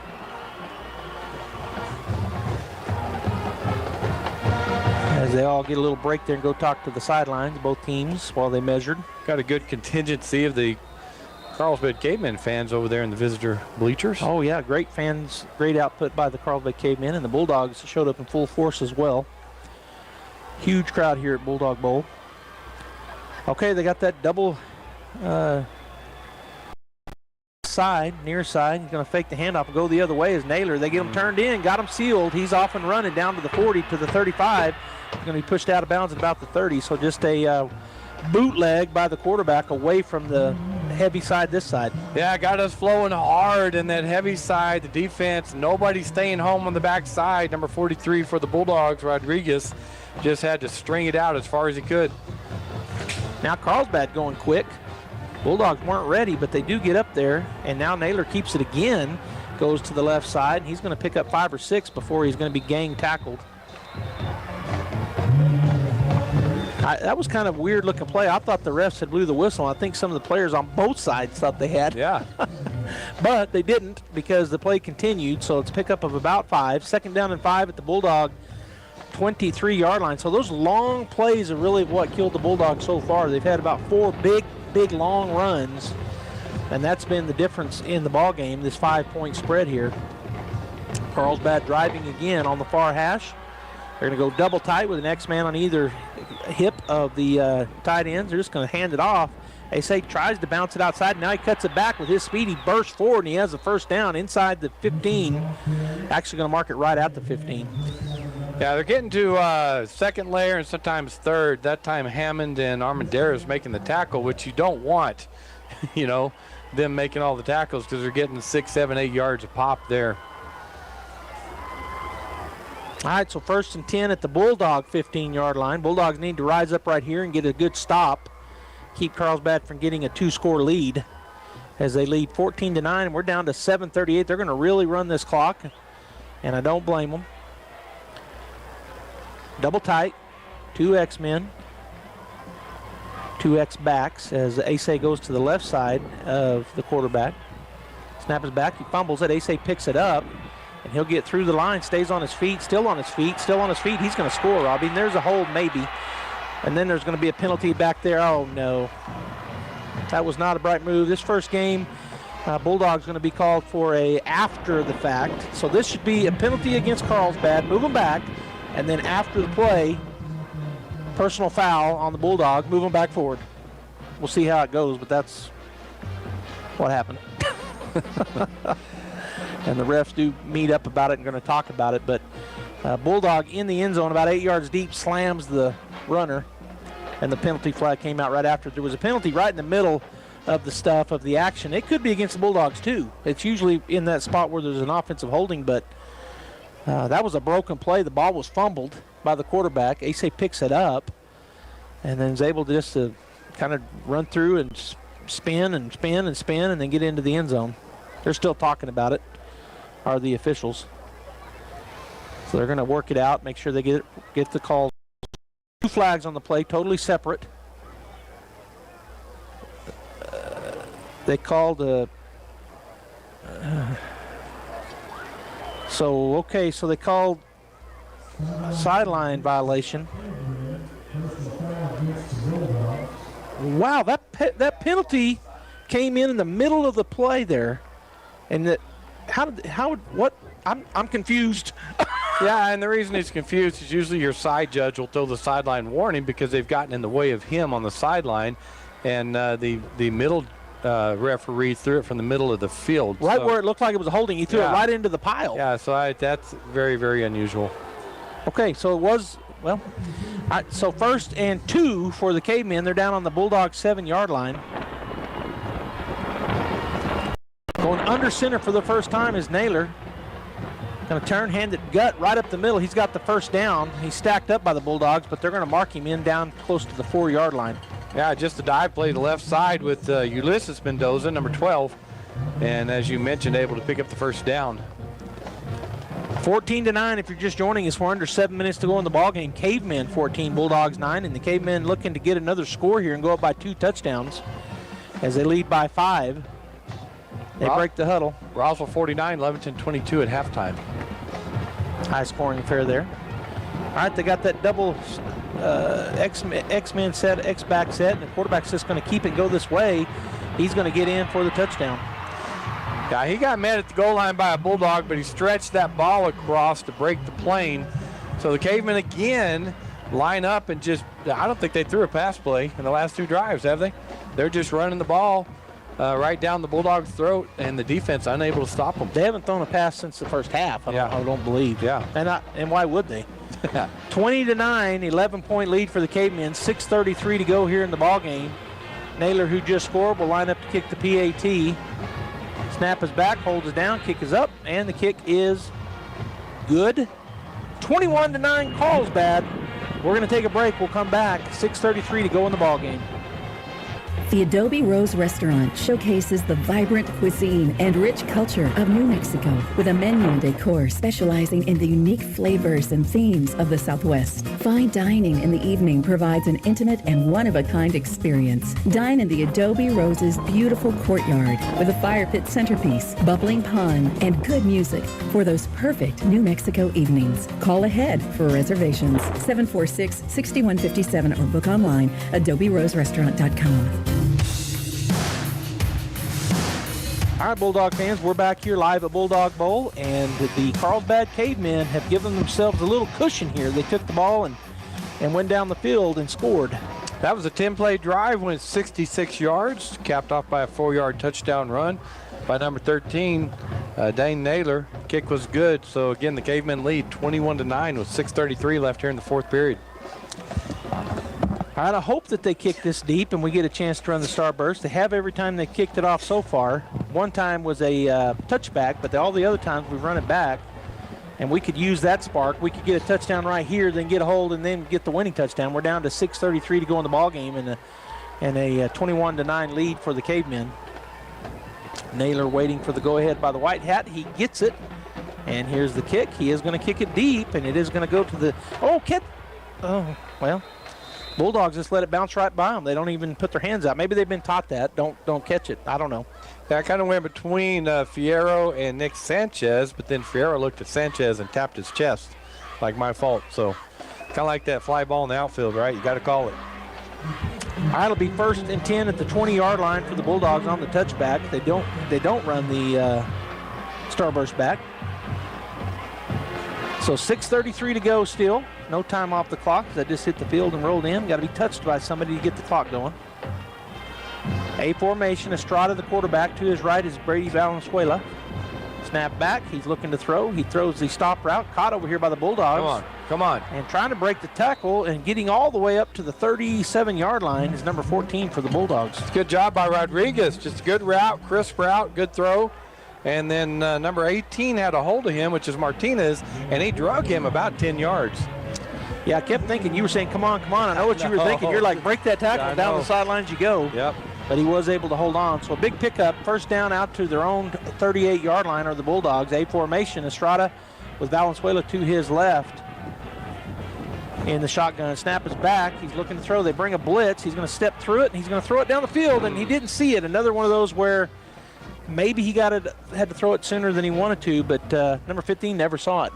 Yeah, he didn't. Fierro going down the sideline again. Rodriguez could have crossed the middle of the field. Fierro go down the left sideline, and just a little long for Fierro, and don't know that he ever found the ball, like you're saying. And I think that was a little bit of an out and up there by Fierro at the slot position.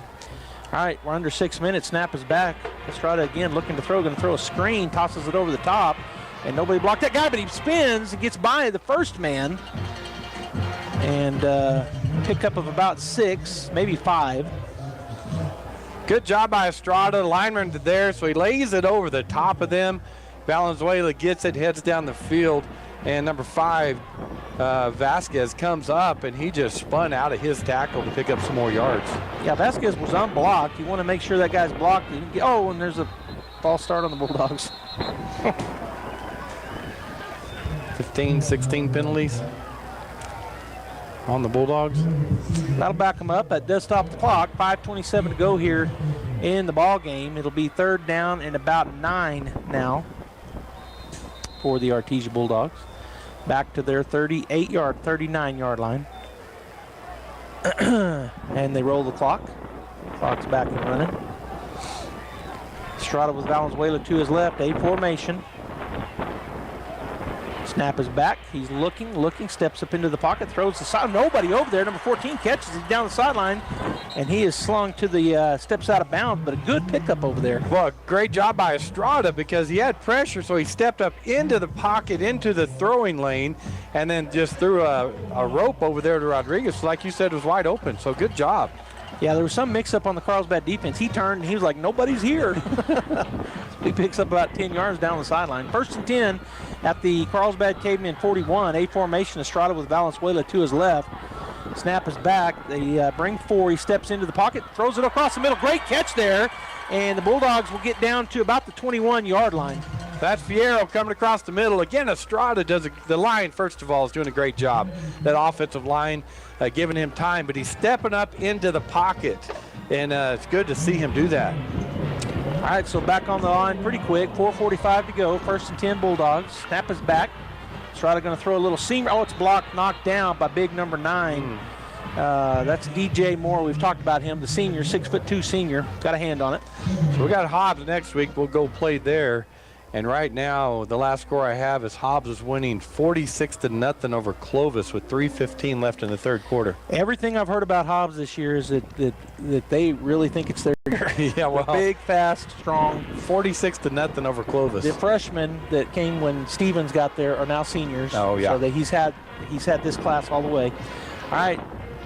Snap is back. Fake the handoff. Got a throw. Got a man. Touchdown Bulldogs.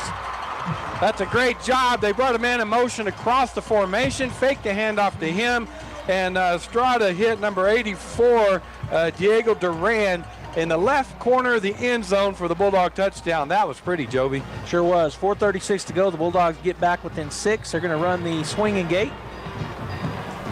And now they'll break out of that and line up for the normal PAT. 21-15, 4:36 to go in the ball game. And now we got offsides on the Cavemen. So will the Bulldogs line up and try to get the big man? And it looks like Coach Maupin's calling for it. And here they come. We're going to try to get 2 points out of this. That heavy package, and we got Donaghy, Calderon, and I think Wesson plays that quarterback position. So you got 2 defensive tackles and a middle linebacker back in the backfield. Interesting he's doing this. 21-15, 2 points doesn't help you. I mean, it's points, but. Yeah, I think more than anything else, he gets it on film. All right, so pretty deep back there. He's 7 yards deep. He's going to have to get through people, and he's not going to get through people. Last year, in the years past, they've lined up between the 2 guys. He's really deep. He was 7 yards, long ways to run. That stops, so the score remains 21-15. 4:36 to go in the ball game. Bulldogs get on the board again, and now got a chance to stop and go again. We're going to take a break. We'll be back. If you need a Kubota that works and plays hard, stop looking. You'll find everything you need at Amigo Machinery. When it comes to tough Kubota tractors, mowers, construction equipment, and utility vehicles, all with low-rate financing, Amigo Machinery is your one-stop shop. We are passionately committed to providing our customers with the highest quality products, most innovative solutions, and services delivered with integrity and professionalism. Stop by Amigo Machinery in Roswell or see us online at amigo-machinery.com. All right, we're back here at Bulldog Bowl as the Bulldogs line up for kickoff. Put the ball right in the middle of the field. Will be Peyton Greathouse. 4:36 to go in the ball game. 21-15 here as the Bulldogs. Scoring drive for the Artesia Bulldogs. 7 plays, went 80 yards, 21-yard touchdown pass from Estrada to Duran. All right, here's the kickoff, and it's going to be a little pooch over to the left side, away from them, and they're going to go back, and it's going to go out of bounds. So I said a little pooch. He got some leg on it, but he kicked it away from the the upbacks. Let's see if Carlsbad says just take the ball. Looks like that's what they're going to do. So they get it out at the 35, right? Is that right? I think that's right. It's been a year. I don't know. Yeah. They're going to want him to re-kick. They are? I don't think so. I don't know. They could. Yeah, they could re-kick. I don't know. Yeah. Yep. Looks like they're going to take the offense at the 35, but we'll see. as the still discussing it. I mean, their offense is on the field. I mean, it seems obvious that they want the ball. But the refs want to make sure. They talk to the coach, and that is what he said. So it'll be 1st and 10 at the 35, or at the 35-yard line of the Carlsbad Cavemen. They put the ball in the middle of the field. Need a turnover right here. Turnover or 3 plays and punt. Quarterback Naylor going under center for the 2nd time in the ball game. Snap, turn, hand it. Oh, he kept it. Boy, there's a flag. The ball came out. That's a turnover. Bulldog football. Bulldog football. I think that's going to be on them, I think. The penalty, Robbie?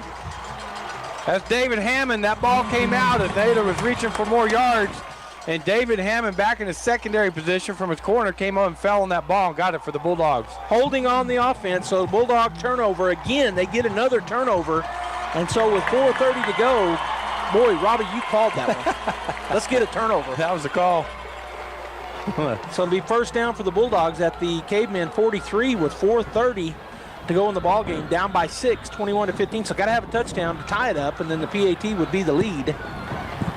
And the Bulldogs they set the ball, they set in play. The Carlsbad Cavemen were over there in the huddle. Dean's almost waited on him to get out there. He's going to keep it. He's got room. He's up the middle. You can break it up to about the 32-yard line. Pick up a 12, 1st down. So Peyton Deans looked to give it the running back, kept it, went up the middle, tackled by Mendoza, lining up quickly are the Bulldogs. Yeah, they weren't even on the field yet, No. the defense. Oh. They set the play, and Deans is hurting. So Estrada coming in as Deans will limp off.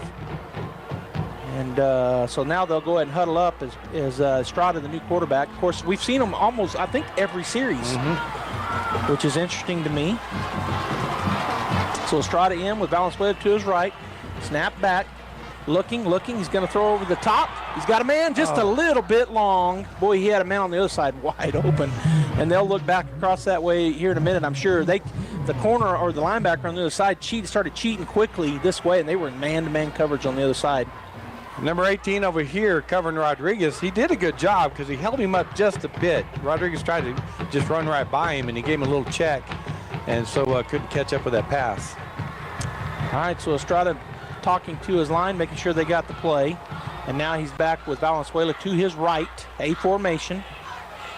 Snap is back, going to try that screen again. It's going to be open if he can get to him, and he does. And streaking down the sideline, 20, 15, 10, 5, touchdown, no flags, Bulldogs score. That is a great call by Coach Maupin and a great block out here. As soon as I get his number, that's number 85 over here, is Jathan Duran. Man, he held that block for about 5 seconds and drove him into the ground. Peyton Greathouse with his feet goes down the sideline, cuts it back in, untouched into the end zone. Swinging gate, and they don't run it. It's tied up 21-21. PAT coming up to take the lead. 3:43 to go in the ball game. Will this force Carlsbad to come out of that running attack? We'll see. It's been very successful for them at times. They've had big plays on it. Snap is back, hold is down, kick is up. Kick is good. So the Bulldogs take the lead with 3:43 to go here in the final quarter. 22-21. We'll be back.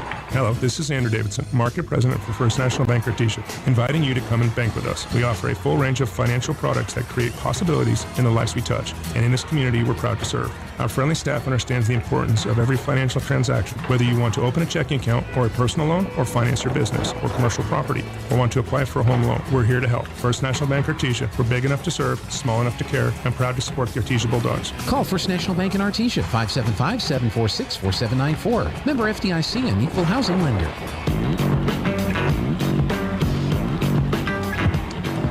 Welcome back to Bulldog Bowl. What a turn of events as the Bulldogs have scored twice quickly to take the lead 22-21 with 3:43 left here in the game.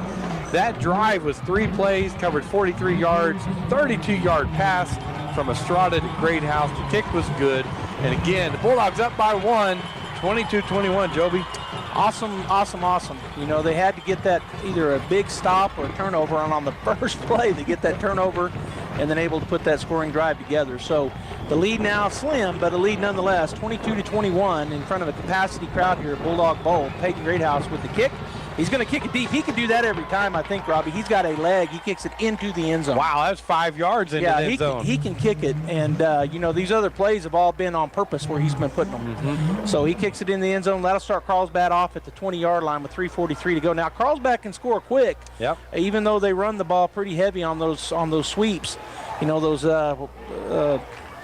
full house sweeps for everybody. I can't think of the word what I call it, but then they've done a little bit of bootleg the other way, which has been effective as well. Yeah, they're just going to, to me, they're going to try to get it into Say's hands, the 100-meter sprinter, or get it to the quarterback, because those are the two big gainers tonight. All right, they do have a wideout over there by the sideline on the 20-yard line. Back to that heavy to the left side. The ball's in the middle field. Naylor in the backfield. Snap. He's going to just run that way. Bulldogs read it perfectly, and they're going to engulf him. I don't know who come in there untouched, but he made him stop, and they gave the chance to come in there. That's a big senior, Riley Jarrett. Asay was going to lead block around that left side, and Jarrett just blew right by him and just changed. He blew the whole play up is what he did. Yeah, when he cut back, there was 3 Bulldogs there. Yep. I mean, he had to stop, and then he turned, and then boom, boom, boom, he got hit. Well, Jarrett's like, I'm tired of this play. Yeah, care of this. Just the quarterback run around the corner. Yes. All right, so it's 2nd down and 11. We're down to 3:10 and counting here in the ball game. They're going to go in a little bit of a spread look this time, as they've got what we have, an A formation look. Naylor, the quarterback, has the running back, Asay, to his right in the shotgun. Bring a man in motion. We're going to have a timeout taken by Carlsbad. So 2:58 to go in the ball game, and a timeout taken, and it's a tight ball game right here. They're not known for passing. They were 0 for 5 in the first half with 2 interceptions. We just don't want to give up a long touchdown pass. Yeah, and we don't, absolutely not, and make them work it down the field or hold them in downs, get the ball back, run the clock out. But, it's interesting watching our defense tonight. They have moved personnel all over the field. You've mentioned Grant Johnson. He's played defensive end, he's played linebacker, and he's played nose tonight when we've gone to that 5-man front against these heavy packages. So it's been interesting, and that's the first game of the year, right? The coaches are still figuring out the players, too. And he is in there. I'll tell a story if we have a minute here in a minute. He's playing defensive end this time. Yeah. Is the sophomore. All right, so they are in that A formation look that the Bulldogs run. And the Bulldogs thinking they're going to not throw out of it. Now they bring a man in motion, going to fake the handoff to him and run the counter this way. Bulldogs play it perfectly and nowhere to go. They got a big run on that earlier. Not that time, Robbie. Yeah, it's just that they're acting like they're going to give it to the motion man going left. And then they come back to the right with it. Number 13, Ethan Ramirez, learned his lesson, stayed home, and helped make the tackle that time, but he cut him back into the Bulldog pursuit. Down to 2:35 and counting as they're still running their play in from the sideline, are the Carlsbad Cavemen. And they do have the play now. Number 5, I think, is the wideout way over there on the right side. All right, so they break the huddle. They're going to have that A formation look. Naylor has Asay to his right. The slots are way back like in the backfield, but out in slot position.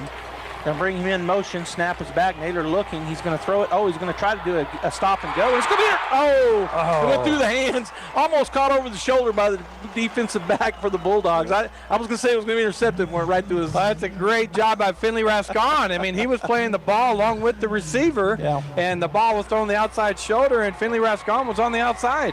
So, boy, that's a tough catch to try to catch that ball over your head on the outside, but great effort by Rascon.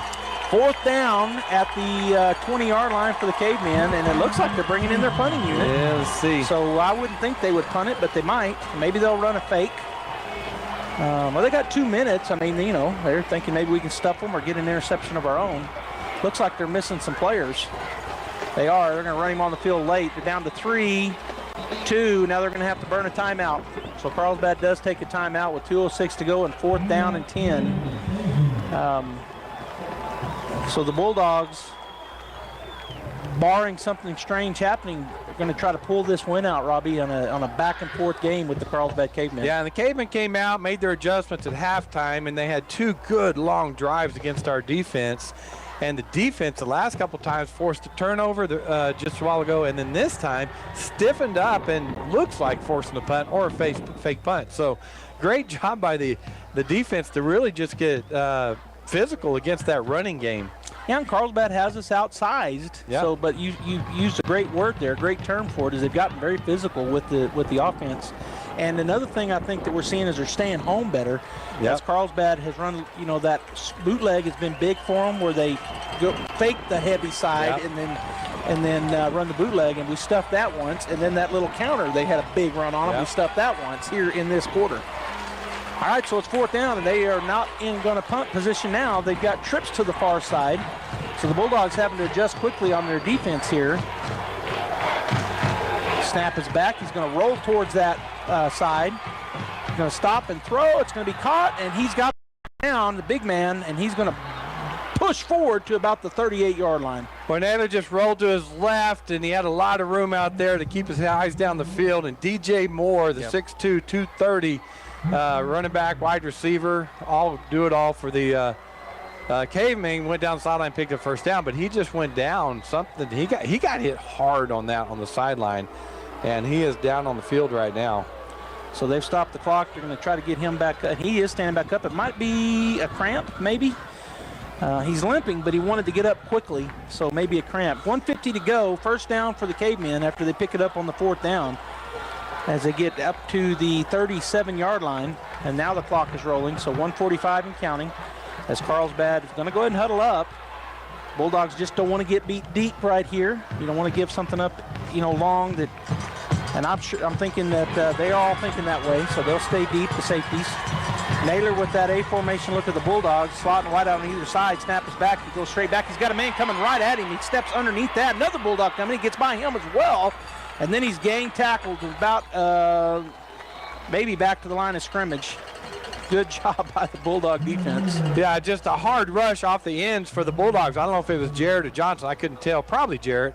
But forced him up. And then Naylor does a good job of picking his – he can find the open areas. And, okay, those fans are booing right now. Well, because another Caveman went down to second play. They go down to maybe stop the clock is why the fans are booing. That's what they're thinking. Right. I think Carlsbad has had several cramp issues. It looks to me the way that the players are – that's and that's their quarterback, Naylor. I guess they call timeout maybe because they don't have any timeouts, so they're all huddled up over there, and they haven't started the clock yet. There he goes, starts it. I mean, he gave them a timeout, basically. Yeah. Naylor shouldn't be back in. He's not. BD number 1 is the quarterback. 54 seconds. 54, 53, 52, countdown. BD with this heavy to this side, which is the wide side of the field. Oh, and that's a false start on the Cavemen. That stops the clock, but that'll back them up 5. It may have been a delayed game, too. Well, that was number 59, Paxton Huber. Right guard, he jumped. Started early. Well, the clock had run down, too, so I didn't know. And the white hat threw the flag from way back, I thought. But anyway, false start. All right, so 2nd down and 15. 40 seconds. Clock is running. Bulldog defense ready to go. Snap is back. Got another false start, I believe. The white hat is the one that threw the penalty. And so let's see what he says. Illegal motion. He threw the flag, but Yeah. Legal substitution. 35 seconds to go in the ball game. They're going to have to back it up 5, which they do. The white hat will pick up his penalty. They can't go until he blows his whistle. Now he blows it and runs the clock. Snap is back. Going to run the option. Pitches it. Bulldogs are going to have to get him. A lot of speed. Gosh. No flags down, and that's a touchdown with 20 seconds. Ran the speed option. Jarrett came in. He's got quarterback responsibility, and Beatty pitches it to Asay, who we've talked all night. He's got that great speed, and he just turned the boosters on and went down the right sideline untouched for a touchdown. So 20 seconds to go. Bulldogs down by 5, 27-22. And here's the sad part. We knew they were going to run that because they tried to run it when it got stopped before.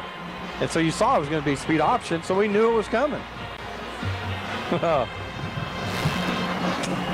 right, so they're going to line up and go for 2 here, it looks like, to get the 7-point lead. 5-point lead right now. BD in there. They got the heavy package to the right. Another penalty by the white hat. And he turns and looks at the sideline for Carlsbad, so it's a penalty on them.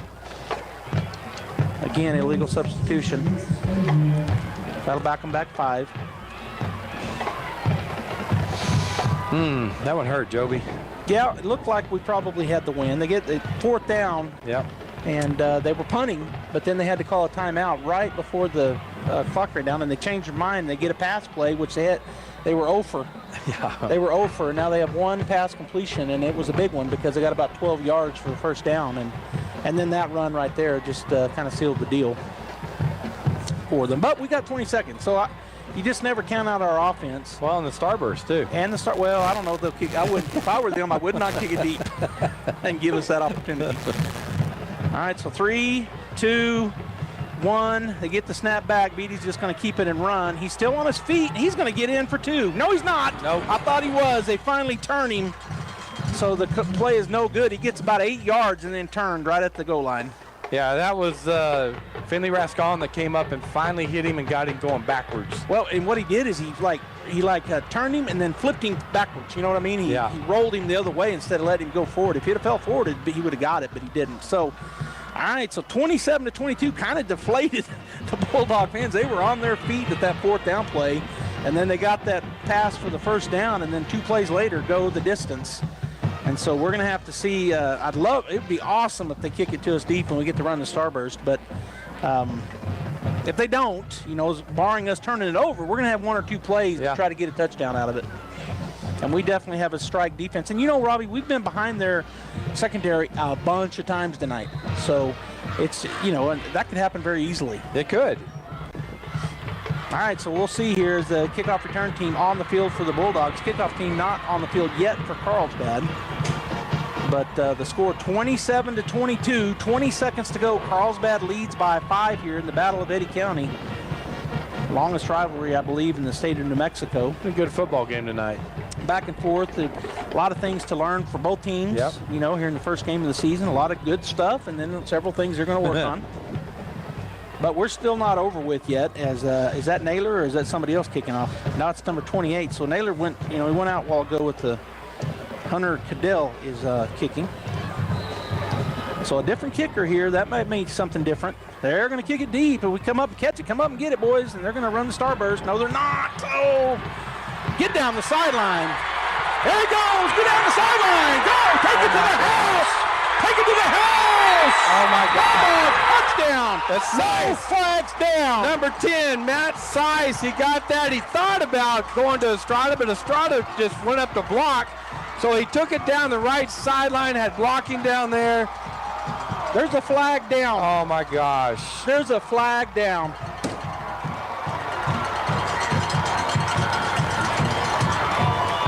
Wow. I didn't see it. It's all the way down there where he was. There's one guy left down there on him. I know. I don't know. Wow. Oh, it's on them? Yeah, somebody needs to make a call. I agree. Tell us what's going on. Who's he talking to? I don't know. I can't figure out what's going on. Yeah. Touchdown, Artesia! Bulldogs. Woo! That's incredible. Who needed a starburst? Just needs Sice down the right sideline. We got still have 6 seconds left. Run, great blocking by the kickoff return team, because they didn't run the starburst. They just started blocking people, and his speed down the sideline was the difference, because number 6 was right there trying to get to him, Morales, and he couldn't catch him. Timeout taken by the Bulldogs here on the PAT attempt. There was a flag down, but we don't know what it was. Did they wave it off? I never see him do this. Oh, Ronnie's not up there. When we talk about Ronnie, he's one of the officials that watches games. So those of you that hear, anybody that's listening or watching hear us, we a lot of times we'll defer to Ronnie Williams, who sits up behind us here in the press box, and ask him what he thinks was happening. I don't know what happened there. They never waved it off. Yeah. And they never made a call. They just signaled the touchdown and went on down. So, yeah you're right. And so I don't know. And the Carlsbad coaches were pretty disgusted, but nonetheless, what a turn of events. You see them with a long run. We got 20 seconds, and we take it to the house on the kickoff. In 14 seconds. Yep. That's high school football, right? That's fun. That's fun.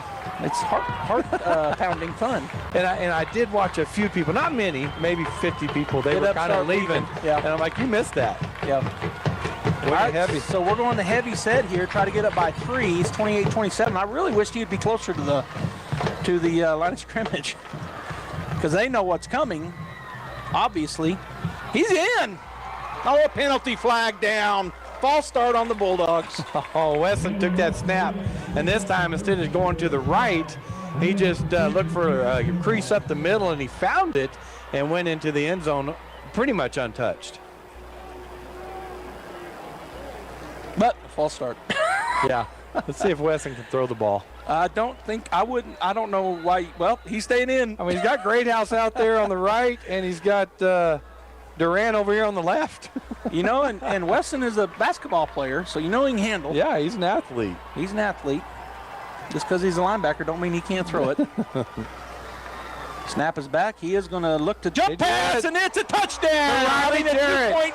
2-point linebacker to defensive end. I told you, man, pass. It's just a jump pass over the middle to Riley Jarrett. And it may have been the ugliest duck ever, but great pass. Didn't matter. And what do you do to defend that heavy set now, right? All these other teams going to be watching this film. And we run right, we run up the middle. We got these receivers out there, and then he throws a jump pass over the middle. Tim Tebow. Yep, and there it is. So the Bulldogs do go up by 3 with 6 seconds to go, and that is a big deal because if they get a big kickoff return, say down to the 20, then they can kick it. Well, you know, the worst case scenarios would be tied. Right. So a big deal there to go for it like they did, and so a good call there, jump pass.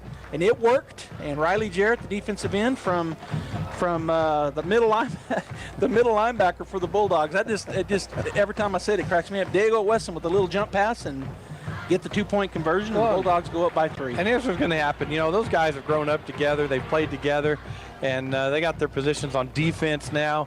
And they come back for a 10-year reunion. They're going to be talking about that play right there. Yep, that's true. All right, so we'll line up to kick off. The Bulldogs, Peyton Greathouse will put it on the X in the middle of the field. 6 seconds to go in the ball game, and what a heart pounder here, Robbie. 30-27, Bulldogs on top of the Cavemen. Does he squib it? Does he kick it in the end zone? I kick it through the end zone. Okay. He's got the leg to do it, and that's what I think he'll do. But we shall see. Gets the go-ahead from the White Hat, and he will kick it, well, not deep as I thought he would. He does kick it to a player. So they're just going to try to make sure they tackle him and then end the ball game, and that's what's going to happen. Well, 1 second on the clock. Oh, there's a flag. And a flag.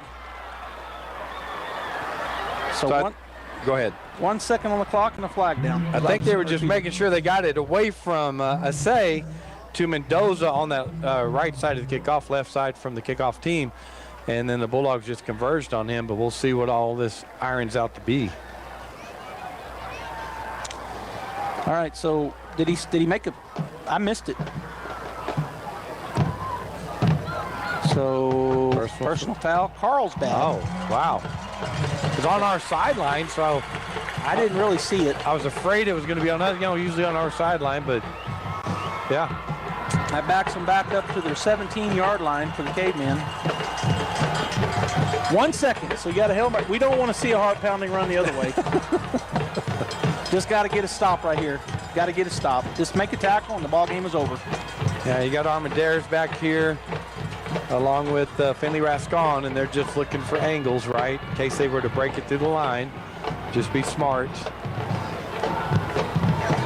And now we got too many people on the field. He drops it. Another illegal substitution.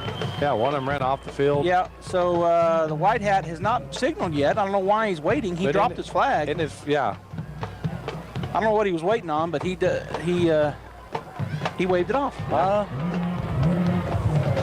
Okay, so it'll be empty backfield. Beatty, the sophomore quarterback. We need to get in there and make a sack. Here comes the defense. 3-man rush. He steps into it, throws it down the field. This should be broken up or intercepted, and that's it. Ball game, fall down. Don't get it stripped. Yeah, that's number 43 for the Bulldogs. Josiah Rodriguez ends the game with the defensive interception. Bulldogs win, Joby. Wow, what a game. A lot of heart pounding in my chest anyways. I think probably anybody who was watching it had the same feeling. So 30-27, Artesia with the win. They go 1-0 to start this season. Carlsbad takes the loss. They fall to 0-1. We're going to get the Guys Chevrolet postgame show going. Stay tuned for some stats And a wrap-up right here on KSVP Radio and KSVPTV.com, where the Bulldogs and Lady Bulldogs come to play. You have a tax guy and a plumbing guy and maybe even a pool guy. But who's your car guy?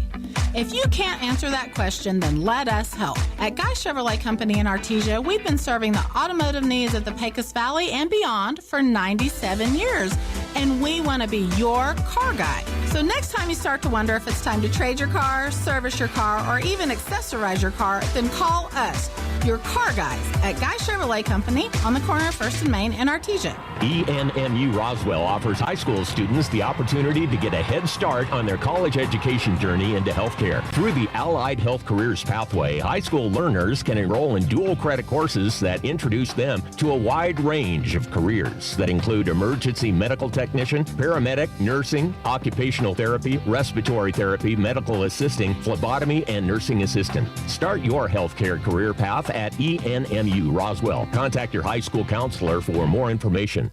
It's important to know local folks you can trust. People who'll be there for you when you need it most. Cisco Equipment in Artesia, serving southeast New Mexico since 1978 and new locations throughout Texas, is the leader in equipment rentals, sales, and service. Whether it's an excavator, backhoe, or wheel loader for the pipeline, or a reach fork or man lift for the construction site, Cisco Equipment has the dirt and aerial equipment to get the job done. Call the team at Cisco Equipment today, 748-1314, serving all of southeast New Mexico and throughout Texas. Find your path to a greater future at Eastern New Mexico University. With degrees offered both on campus and online, ENMU has the flexibility that you're looking for, and with the New Mexico Opportunity Scholarship, New Mexico residents can now start, continue, or finish their bachelor's degree tuition-free at ENMU.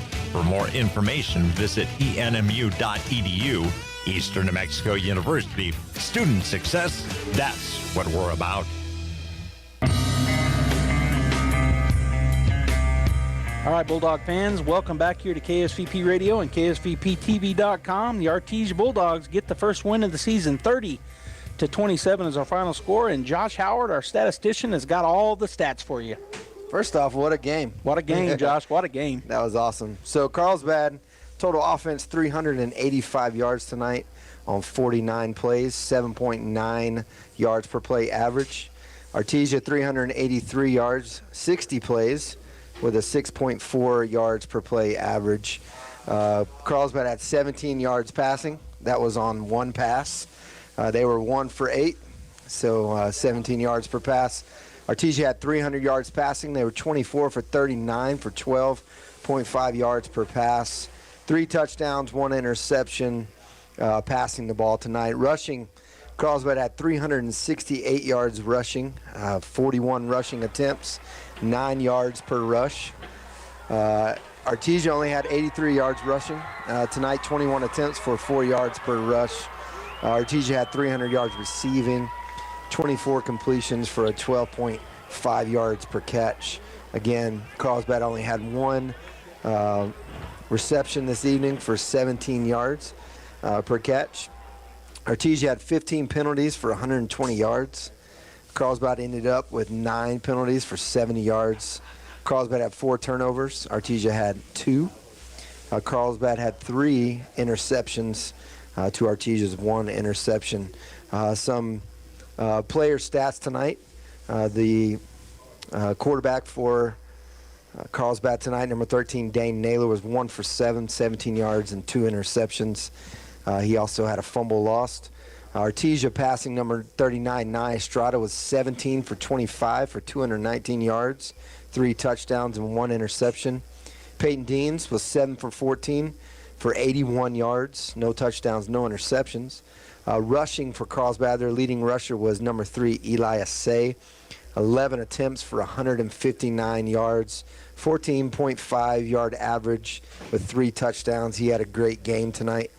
Number 13, Dane Naylor, was 16 for 123 yards, 7.7 average carry, and then he also had 1 touchdown. Rushing tonight, Bradley Valenzuela, number 16, 8 attempts for 36 yards, 4.5 yard average, and number 12, Peyton Dean, 7 for 24 for 3.4 yard average. Receiving tonight, Peyton Greathouse had a great game, 7 receptions, 100 15.9 yard average per catch for 1 touchdown. Number 15, Devin Fierro, was four catches for 51 yards, 12.8 yard average with 1 touchdown.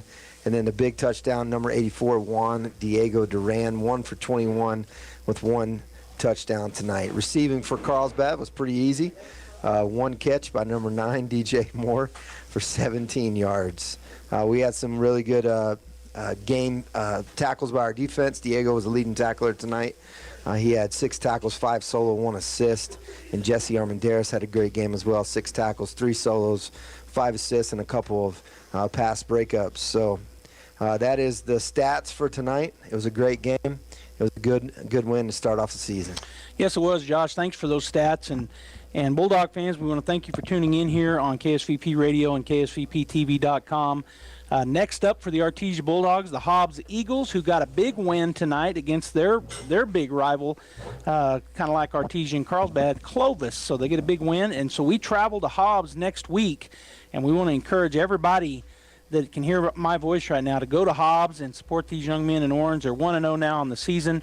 And so next week, Friday night, 7 o'clock, if you can't make it or you're somewhere around the world, and we got Bulldog fans everywhere, we want to encourage you to tune in right here online at KSVPTV.com or KSVP Radio AM 990. And, of course, we're out there on all the social medias too, Facebook channel and YouTube channel. So on behalf of Josh Howard and Jeff Curtis and Gene Dow, and not sure who else was on the crew upstairs. We want to thank those guys. And, of course, Robbie Ballou. This is Joby Hodling, and we're going to see you next week live from Hobbs. Innovation, service, integrity, and knowledge. J.S. Ward & Son Insurance Agency. Auto and home, life and health, personal and commercial. Bonds too, since 1925, we have the coverage for you. Innovation, service, integrity, and knowledge. J.S. Ward & Son Insurance Agency.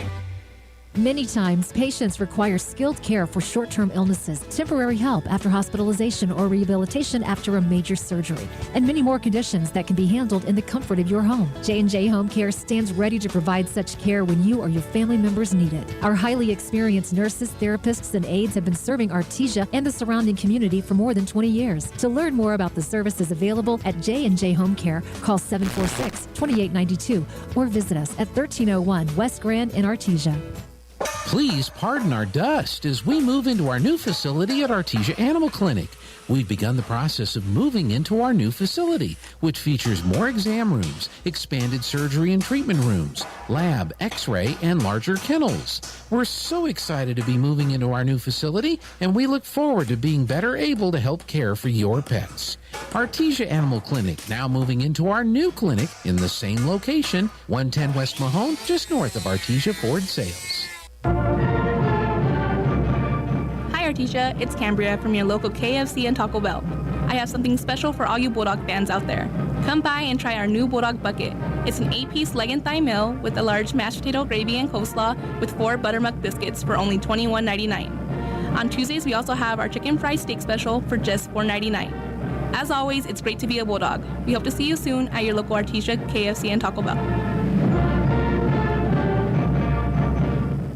That concludes this broadcast of sports on KSVP, AM and FM, and KSVPTV.com. Sports on Pecos Valley Broadcasting are presented by PVT, Sondy Stockton, and State Farm of Artesia, Artesia Animal Clinic, Central Valley Electric, Devon Energy, Eastern New Mexico University Portales and ENMU Roswell, Hermosa Church of Christ, J.S. Ward & Son, HF Sinclair, Smile Expressions, Forest Tire, Crouch Plumbing, Incredible Printing, Cisco Equipment, Bob Reed Pest Control, KFC of Artesia, Maze Lumber, Pecos Valley Equipment, Roswell Seed Company, Trustmark Roofing, Big O Tires, Adobe Rose, Artesia Plumbing and Heating, Tate Branch of Artesia, Rebel Daughters Barbecue, J&J Home Care, Lois Oliver Real Estate, Faith Baptist Church, Artesia Credit Union, Deans Incorporated, Frost Mortgage, H&R Block, Turpinning & Sons, Kane Electric Supply, Artesia Family Healthcare, Hawker & Sons, LaFonda Restaurant, Western Bank, Guy Chevy, Artesia Ford, Maupin & Brown, Artesia General Hospital, Business Notions, and First National Bank. Thanks for tuning into this special broadcast on KSVP AM and FM. We now return you to your regular scheduled programming. Proxy war with Russia and Ukraine,